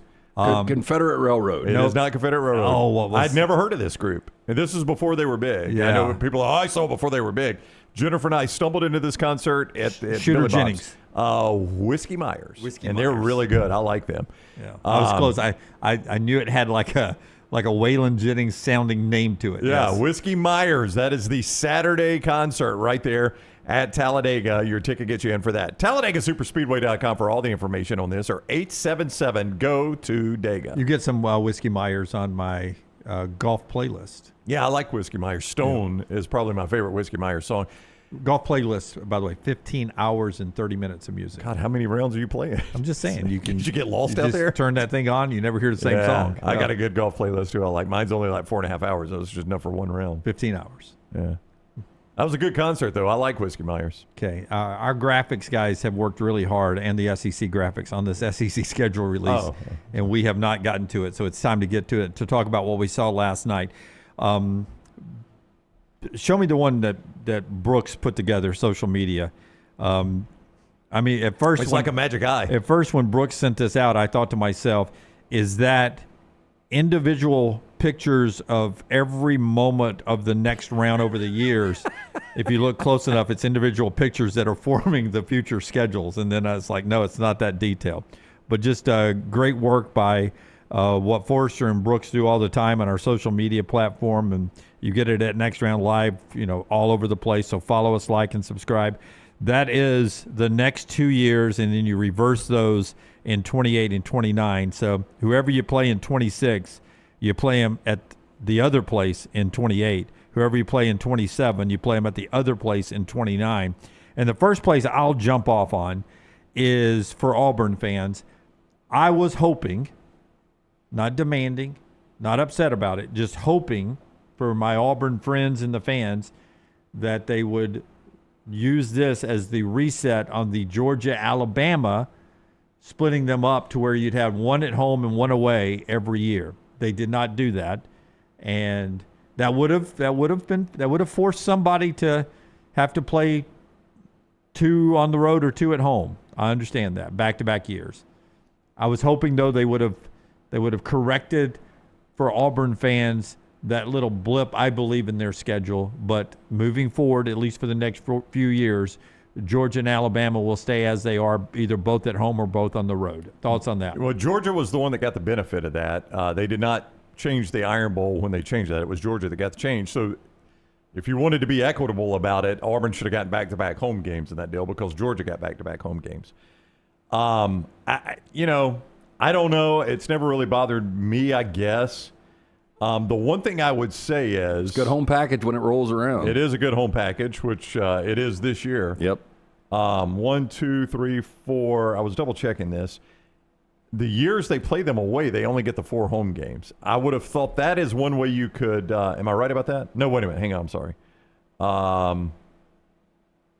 Yeah, no, I am right about that. They only get the 4 home games. I thought that's a way you could fix that, Jim, is at least give them the 5 home game schedule the years you have to go to Alabama and Georgia. They didn't get that either. I see what you're saying. So next year for Auburn, their home games are Vandy, Arkansas, Florida, LSU. They got a good away game ticket package, Lance, if you look at their away game ticket package. Vandy, Arkansas, Florida, LSU, and that's it. That's their home Am schedule. I right about that? Yes, that's their conference home schedule in 2026. Yeah, in So you might 2026. hell, you might have 3 new head coaches because Clark Lee might get another true. gig. That's a good point.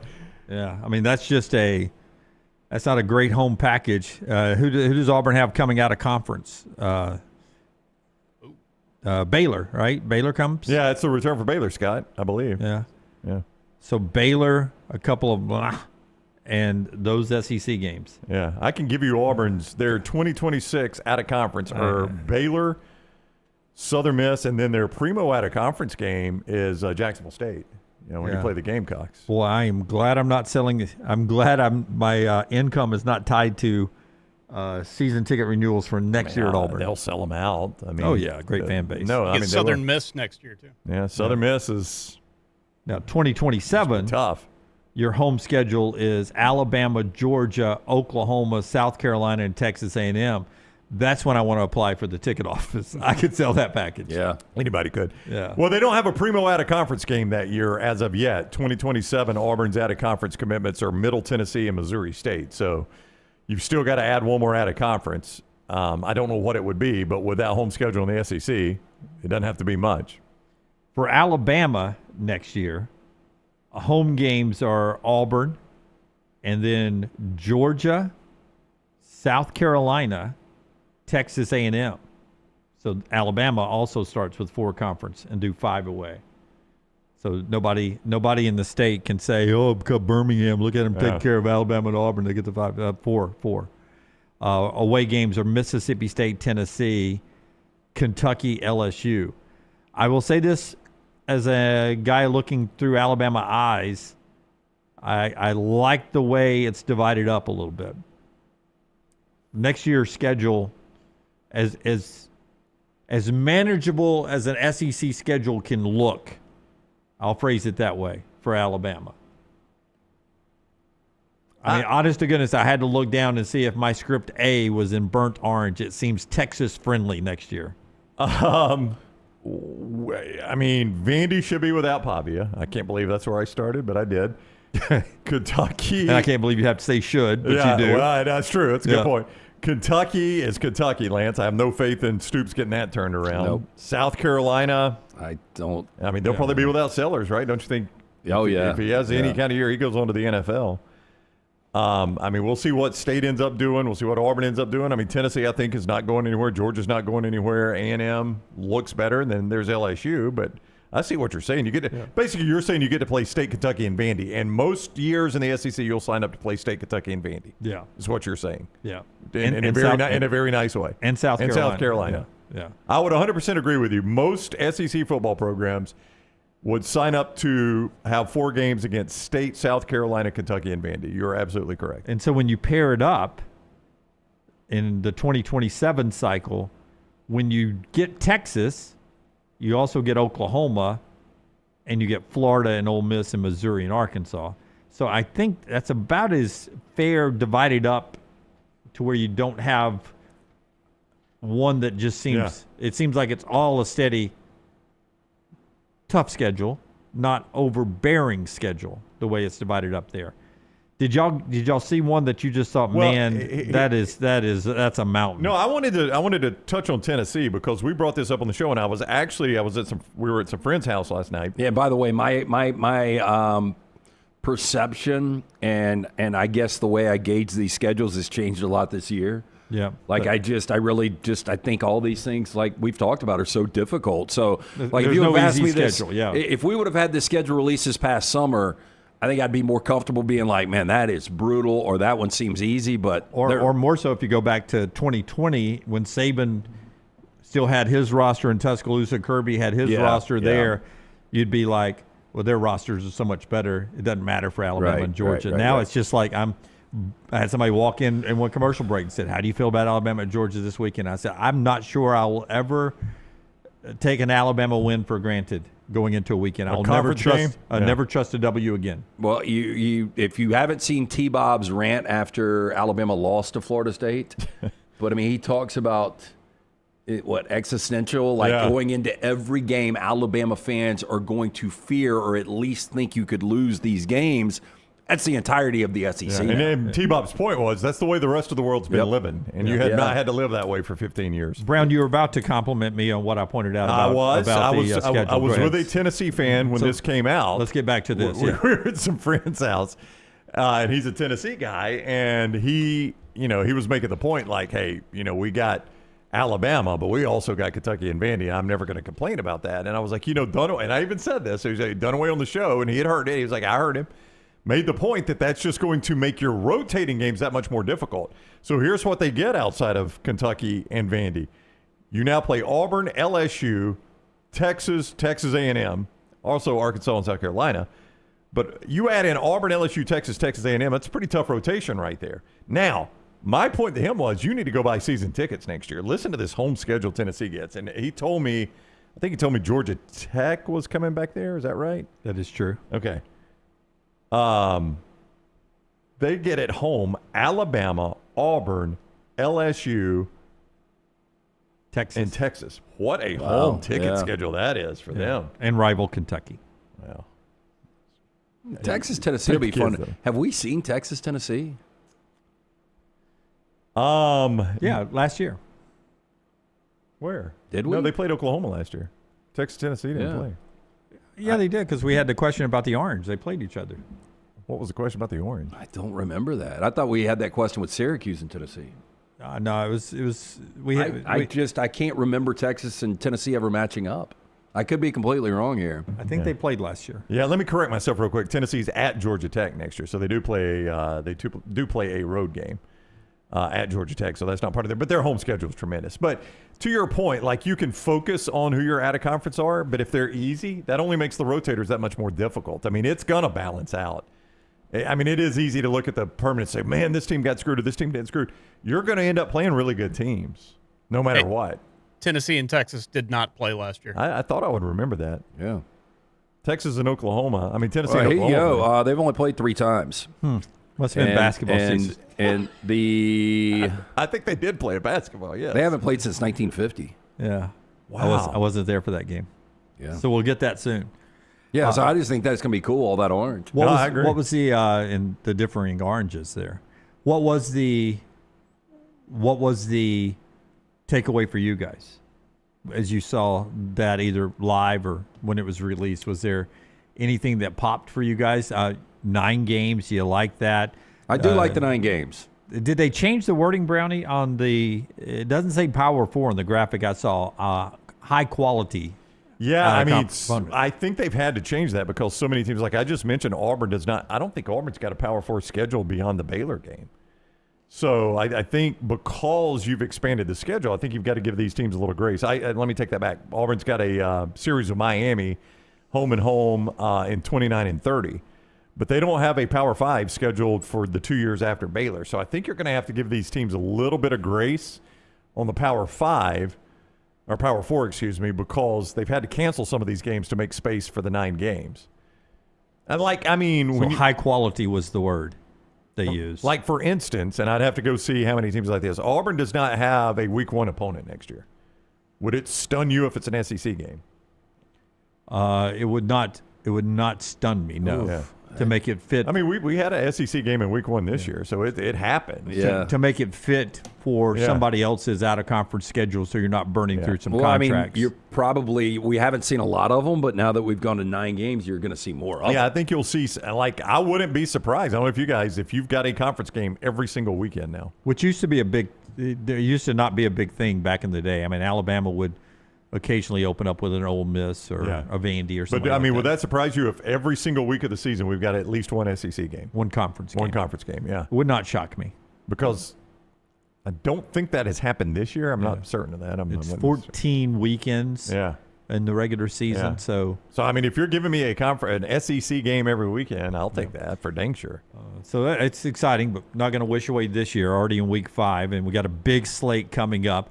I will show you a cool uniform that's coming back to the Friday night game this week when we come back. Show being brought to you by, first, our friends at Company Distilling. LT, tell us about those great folks that help you enjoy a football Saturday or help you forget about a football Saturday. It is an award-winning spirit, now available in ABC stores across Alabama, also adding new states all the time to the current list of distribution states, which are Colorado, Florida, Georgia, Missouri, Oklahoma, South Carolina, Tennessee, and Texas. Make sure you stop in, local ABC store, package store. If they don't have it, tell them to get it.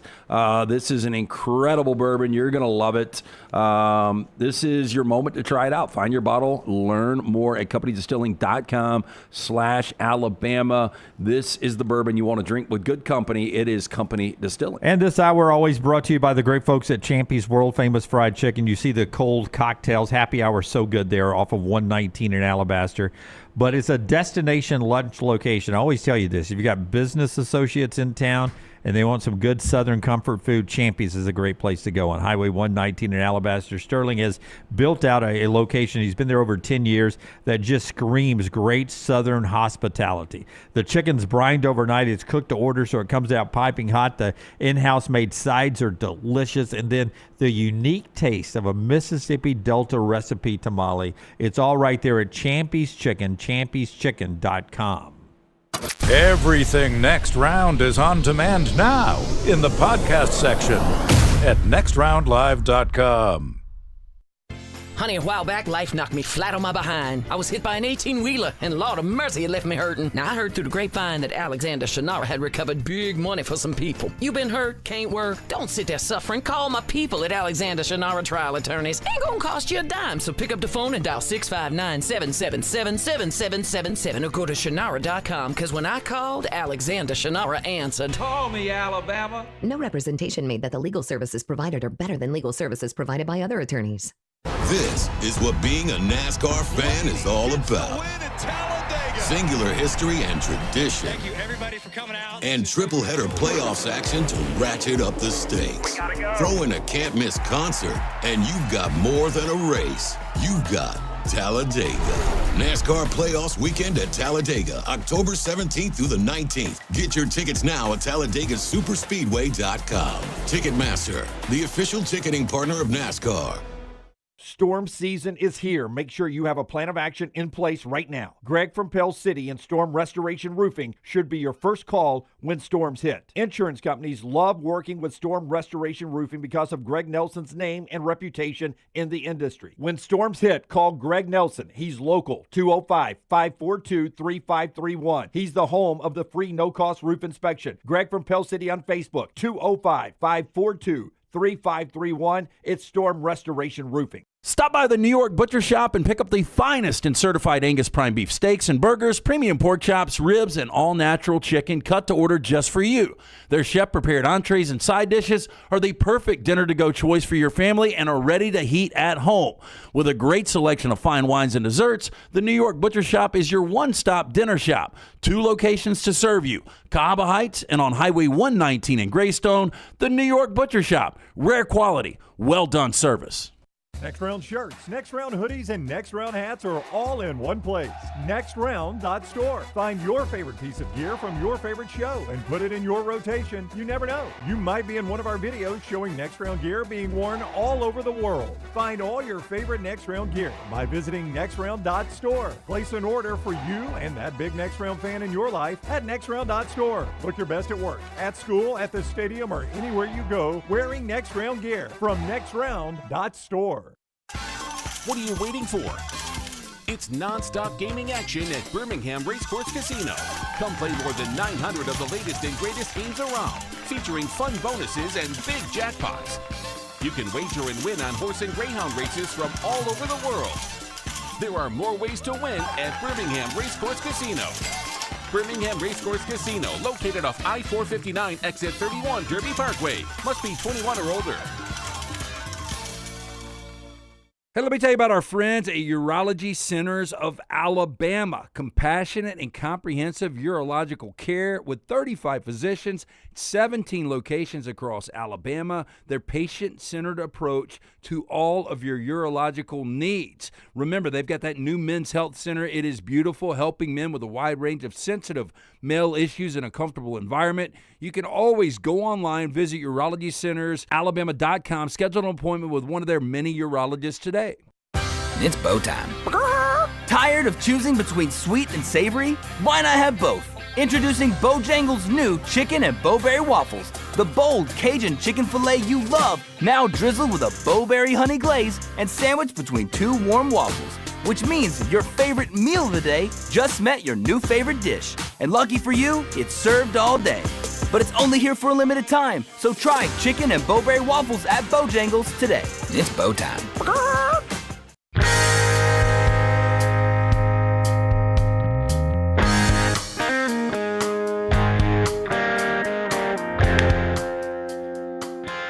What band does that sound like? It's not a band. It's a non. It sounds kind of like a freaking Alan Jackson song. Alan Jackson. I'll go.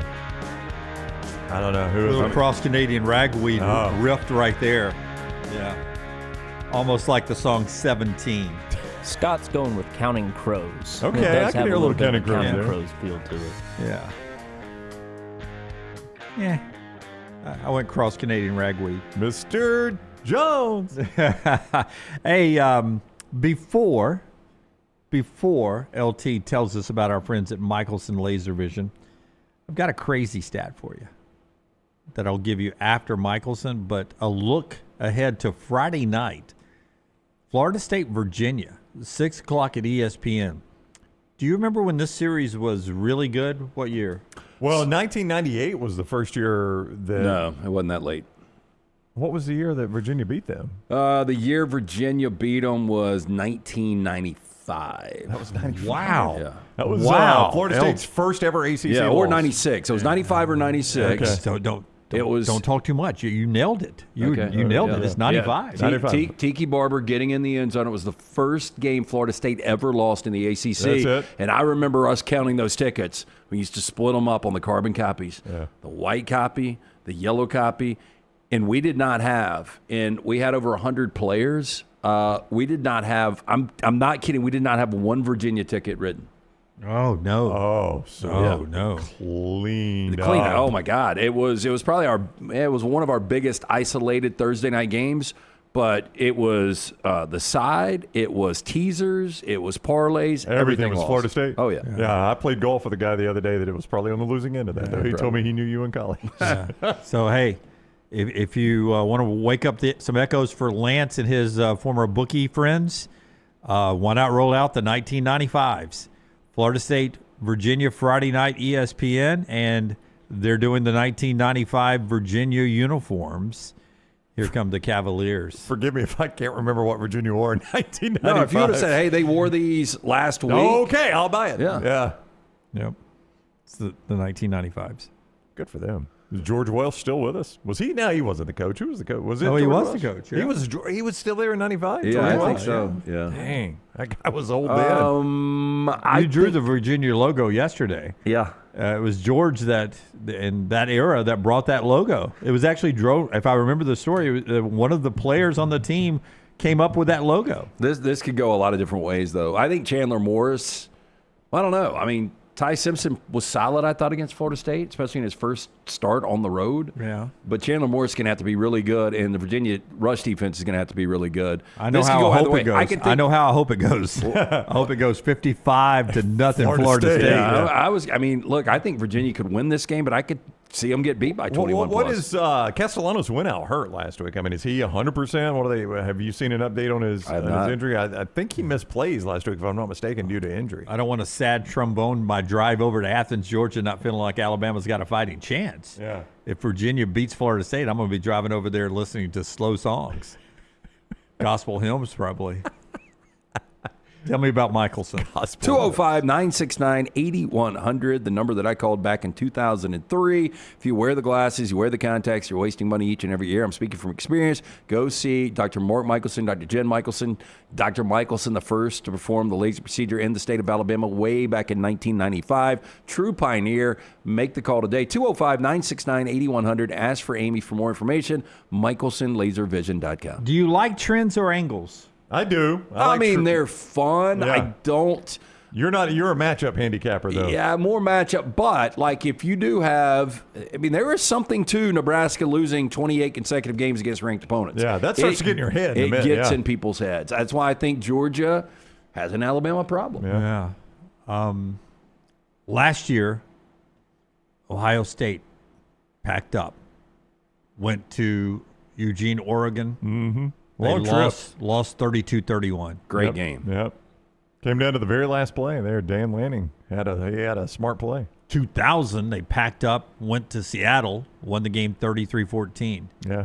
1994, Ohio State packed up, went to Seattle, lost the game 25-16. 1986, Ohio State packed up, went to Seattle, lost the game 40-7. So they're bad in the Pacific Northwest? Pacific Northwest 4 times all time. Ohio State is 1-3. All those Ohio State teams were ranked.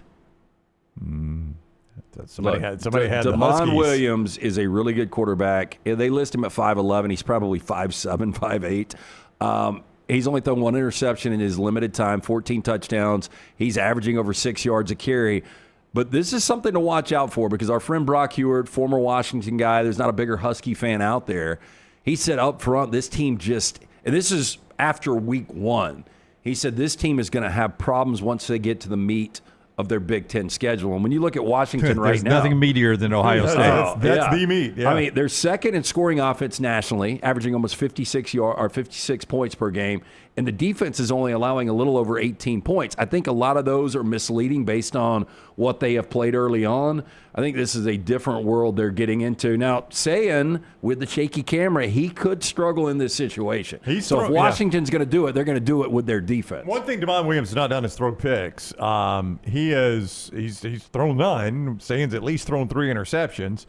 So Washington is not turning the ball over. He and Sayan, stat-wise, are a lot alike. I don't know who's got the quarterback advantage here. You know what they say? Athens West is Husky Stadium. I mean, Georgia's won 33 consecutive games. Going back to Kalen DeBoer's tenure, they've won 22 straight at Husky Stadium. Tough place to play. Bill Connolly's SP Plus ranking has the final score of that game, Ohio State 31, Washington 21. 31-21. I need it closer. I need it closer. Ohio than State that. cover. I need it closer than that. Yeah, CPAP would tell you that there's a couple other games here that maybe would help you sleep easy if you're an Alabama fan. Bill Connolly's SP Plus has Alabama beating Georgia 27-26. Oregon beating Penn State 27-26. Ole Miss beating LSU 29-23, and A&M beating Auburn 29-24. That from Bill Connolly, brought to you by Sleep Home, Alabama. I ran into our man Joe O'Neill and his wife Jamie yesterday. Do you want to guess where, Brown? Listen, this is way out on a limb. I'm going to say walk-ons. You are dead on. They were at walk-ons yesterday. I went in there and met Jack and his uncle, and we had a late lunch.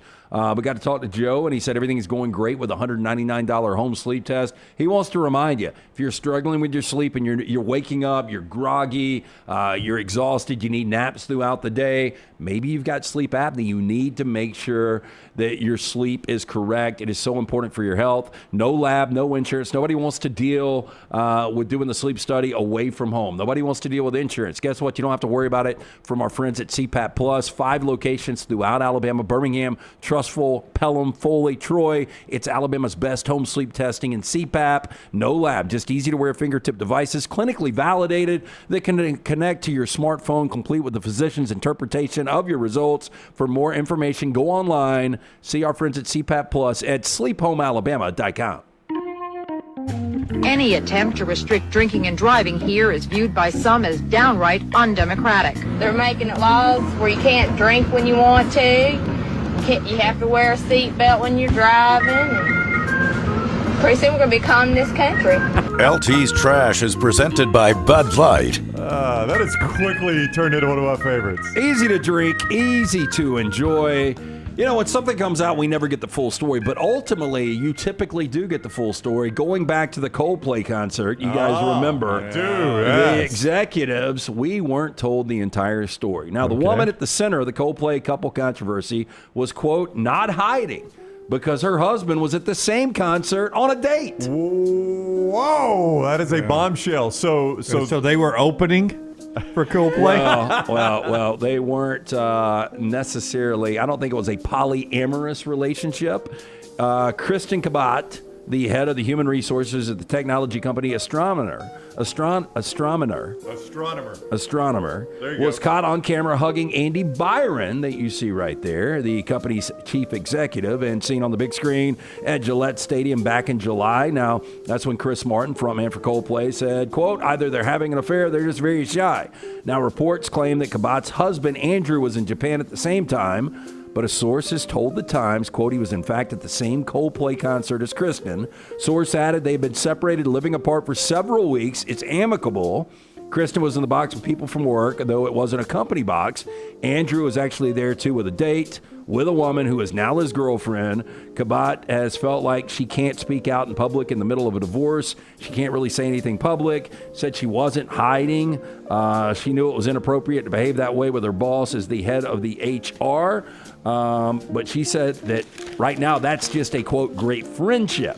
Now, astronomer, Jesus, which helps businesses grow using AI, announced that Byron's resignation was on July 19th. Days later, Kabat also resigned. Kabat, 52, filed a petition for divorce on August 13th. Mr. Kabat, 61, is the chief executive of Privateer Rum and hails from one of the oldest and wealthiest families. According to the New York Times, Kabat family is worth $15.4 billion with a B dollars. Ms. Kabat has 2 kids from previous marriage, but does not share any children with Mrs. Kabat. So her old man was a billionaire. Yeah. That's news to me. I did not know that part of it. Amicable, so she'll get a chip off. She'll be fine. So I'm sitting there looking at can I see the picture again? First picture before she puts her hands over her face. Right. Looks like a stand-up double from the guy behind. That's easily second base. Oh, stand-up he's double. balling her teddy, ain't no doubt. Stand-up double. Yeah. It's time. He's safe. Yeah. No play at second. Got to put on my sliding glove now.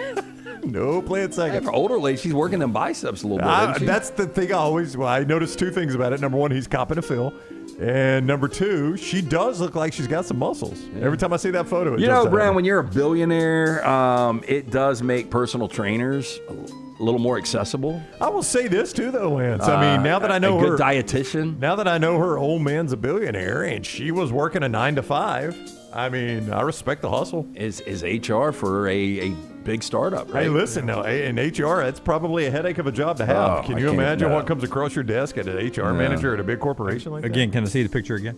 If you look at her wrist, she's rolling with 2 purple armbands to get her back into the box. He's only got 1. Is she working 2 drink tickets there? Interesting. Double those purple armbands. Yeah, that is interesting because you know when I do the pass out, you got to take two, right? Yeah, why do you? No, I mean if you're going to get somebody else in the box, right? So maybe it was a little bit of that. A man is wanted on an aggravated assault charge. He was apprehended late last month after allegedly stealing items, including a couple of cans of Twisted Tea and a pack of cigarettes. Wow, that breath. Police in St. Clair say they received a tip on the night of August 25th that Brent Erb, 38 years old, was at a home, and Erb was on the run since August 12th after he allegedly assaulted a woman at her apartment so severely that she suffered a brain bleed. While confirming that he had another warrant, police learned that Erb should be considered armed and dangerous. State police informed St. Clair police that they had just responded to a theft call.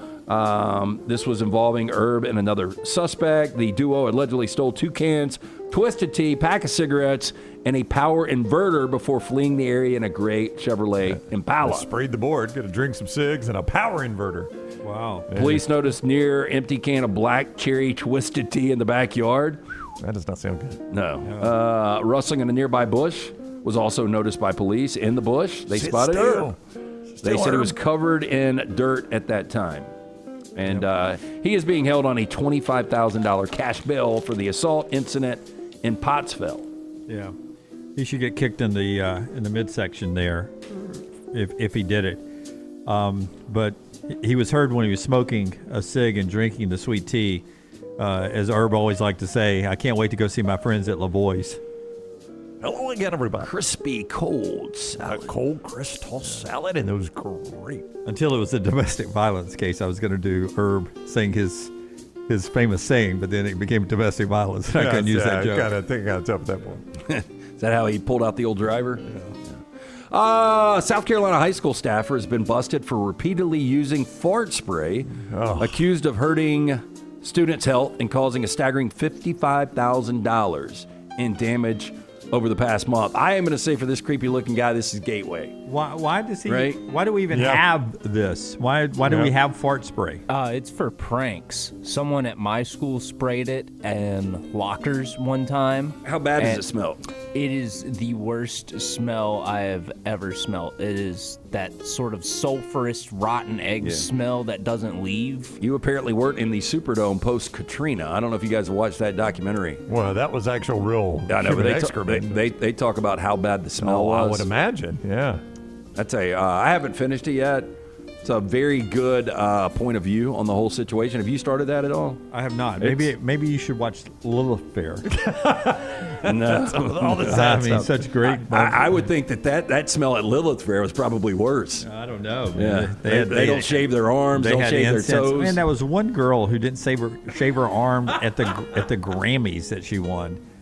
And, is this a mugshot of this old cat? Did he get arrested for this? Yes, he caused $55,000 in damages. So this to the is system. Florence High School teaching assistant Alexander Lewis, 32 years old, was arrested for using what cops call a, quote, internet-acquired spray designed to imitate fecal odor.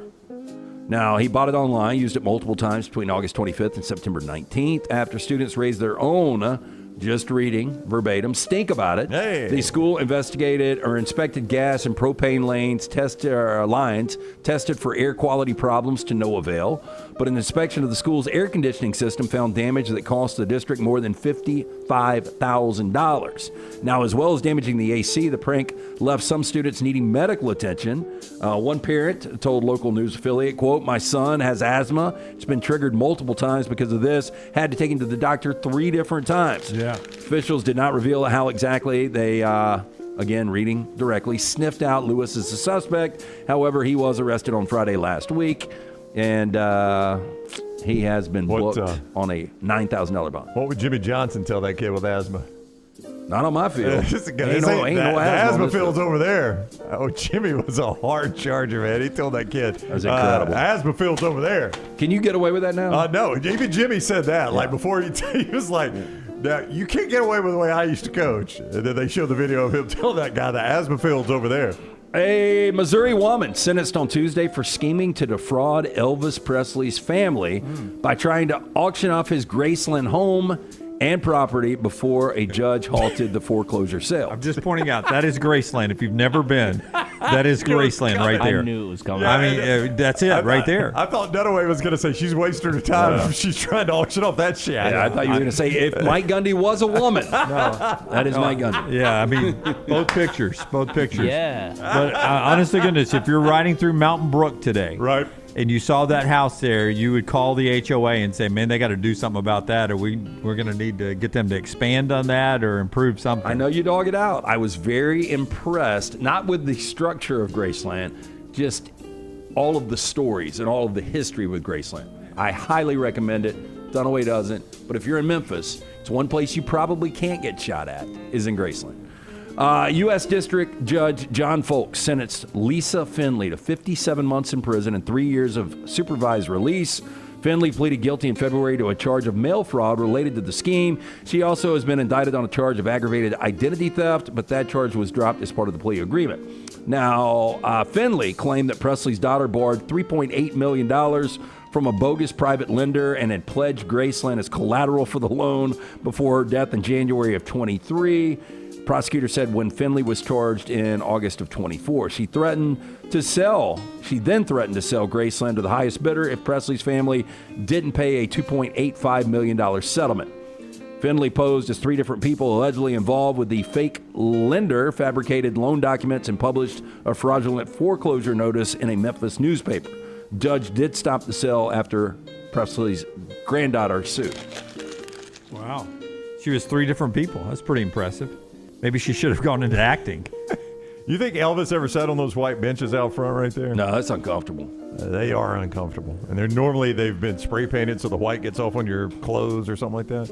I don't think Elvis would have fit on one of those benches in his later years. Randomly, Elvis was being discussed in the chat room earlier, and somebody said in the chat room, I think it was King MJ, that he had not gone to the bathroom. I was going to say one of the most painful deaths 6 ever. months, and I think it was 6 weeks. I don't think it was 6 months. Can you not imagine not taking a dump for 6 months? I think it was 6 days. No, it was 6 weeks. He had an impacted colon. You can't get an impacted colon in 6 days, I don't think. Yeah, if you've gotten a colonoscopy done, if you do the prep, the prep for it the day before, I don't know anybody that could not go, right? Yeah, I mean, it would be impossible. Physically impossible to not go. The drugs, the downers had slowed down, obviously, his digestive system, as Google they do. is saying 4 to 5 months. Seriously, I had read 6 weeks. Yeah. 4 to 5 months without taking a dump? Yep. Yeah, they said literally had green eyes and they were brown when he died. Yeah. Opiate addicts, they have a tough time. Yeah, it slows down your digestive system, right? Another reason not to do them. Yeah, many reasons. PSA here. He needed another one. Yeah, probably did. He loved the original lemon lime Gatorade too. Didn't drink. I mean, I know it's weird. I like the prep. I like that feeling. When you're cleaned out? Yeah, when there's nothing left in there. That's sort of like the Greyhound up. Greyhound just went like a chocolate bunny. I feel like 5 pounds lighter. I'm like, okay, I feel like I can eat red meat again. There was nothing good about it, except when you wake up from the procedure. Yep. Which that's what got Prince and Michael Jackson. Waking up for the procedure. They weren't. Like, I want that buzz again. Yeah, proper supervision there for Prince and Michael Jackson. That's Trash Today show brought to you by our friends at Hemphill Services, heating and cooling and 24-hour emergency services. If you've got something that is impacted and you need to get the airwaves flowing again at your house, Hemphill can help you. 205-229-2090. Call Adam, Chad, Andrew, the guys there. Hard to stop a train. For more information, hemphillservices.com. Let's see, what do I have here? Okay, you got Cleveland, Detroit tonight. July 8th, Cleveland was 15.5 games behind Detroit. On August 25th, they were 12.5 games behind Detroit. That's amazing. On September 4th, they were 11 games behind Detroit. On September 4th, what day is it, Brad? Today's the 24th, so in 20 days, they've made up 11 games? They lost an 11-game lead. That's incredible. I gave out Scuba last night, and I'm telling you that the deflection where Fry squared to bunt, that completely just hijacked that game because Scuba was never the same. Both teams 85 and 72. If they end tied, Cleveland's got the tiebreaker. Biggest collapse in Major League Baseball history, but with the wild card, Detroit's going to make the playoffs, but we'll see what happens tonight. MLB TV. Mets won last night, so they're in a better place. Playing the Cubs, 7 o'clock ESPN. Cubs are already locked in. A little baseball for you tonight. And that's our show. We're back with you tomorrow on New Bama and Bourbon's Out and so much more. We'll see you tomorrow. Until next time, God bless you. God bless America.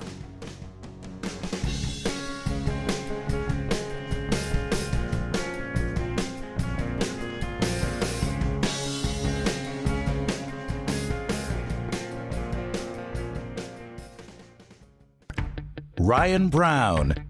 Live from the Birmingham Racecourse Casino Studios, the next round, presented by Bud Light, is on now. SEC schedule release, reaction to that coming up into the show. We'll get ready for two big ones, Auburn at Texas A&M, biggest game in the country with playoff impact. Athens, Georgia this weekend, Alabama and Georgia. We'll hear from the coaches and the players on that coming up. And we'll jump in briefly to the Stephen Pearl news conference as he's being introduced as Auburn's new head basketball coach as we speak. When Stephen makes it to the podium, we'll jump in and listen to a little bit of friend of the show, Stephen Pearl, take over at Auburn. But we start the show with a major injury in SEC football. John Mateer comes out yesterday afternoon having surgery today in Los Angeles on a broken bone in his hand.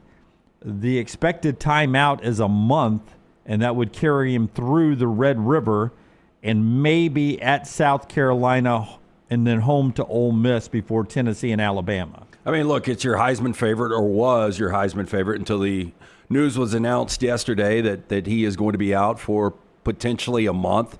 I mean, the good news for Ben Arbuckle and Brent Venables is you got a guy that started games in Michael Hawkins last year. Now, the bad news... He started one game, right? Yeah. Well, the bad news is he didn't look great while he did it. Right. And, look, this is Arbuckle's going to earn his money here. I mean, and also the good news is you got a bye this week. You've got Kent State next week. So you got a couple of weeks to kind of get this thing under control. And I really believe, even with Hawkins, I think Oklahoma's defense is good enough to keep them in absolutely every single game. Yeah. I mean, I would agree with you. Like, you would look at the Red River and say it's going to be tough for Texas to find points in that game against Oklahoma's defense. Now, I would say the same thing of Oklahoma finding points against Texas. Yeah, I mean, I don't know what that total would be right now, 36. Quite low.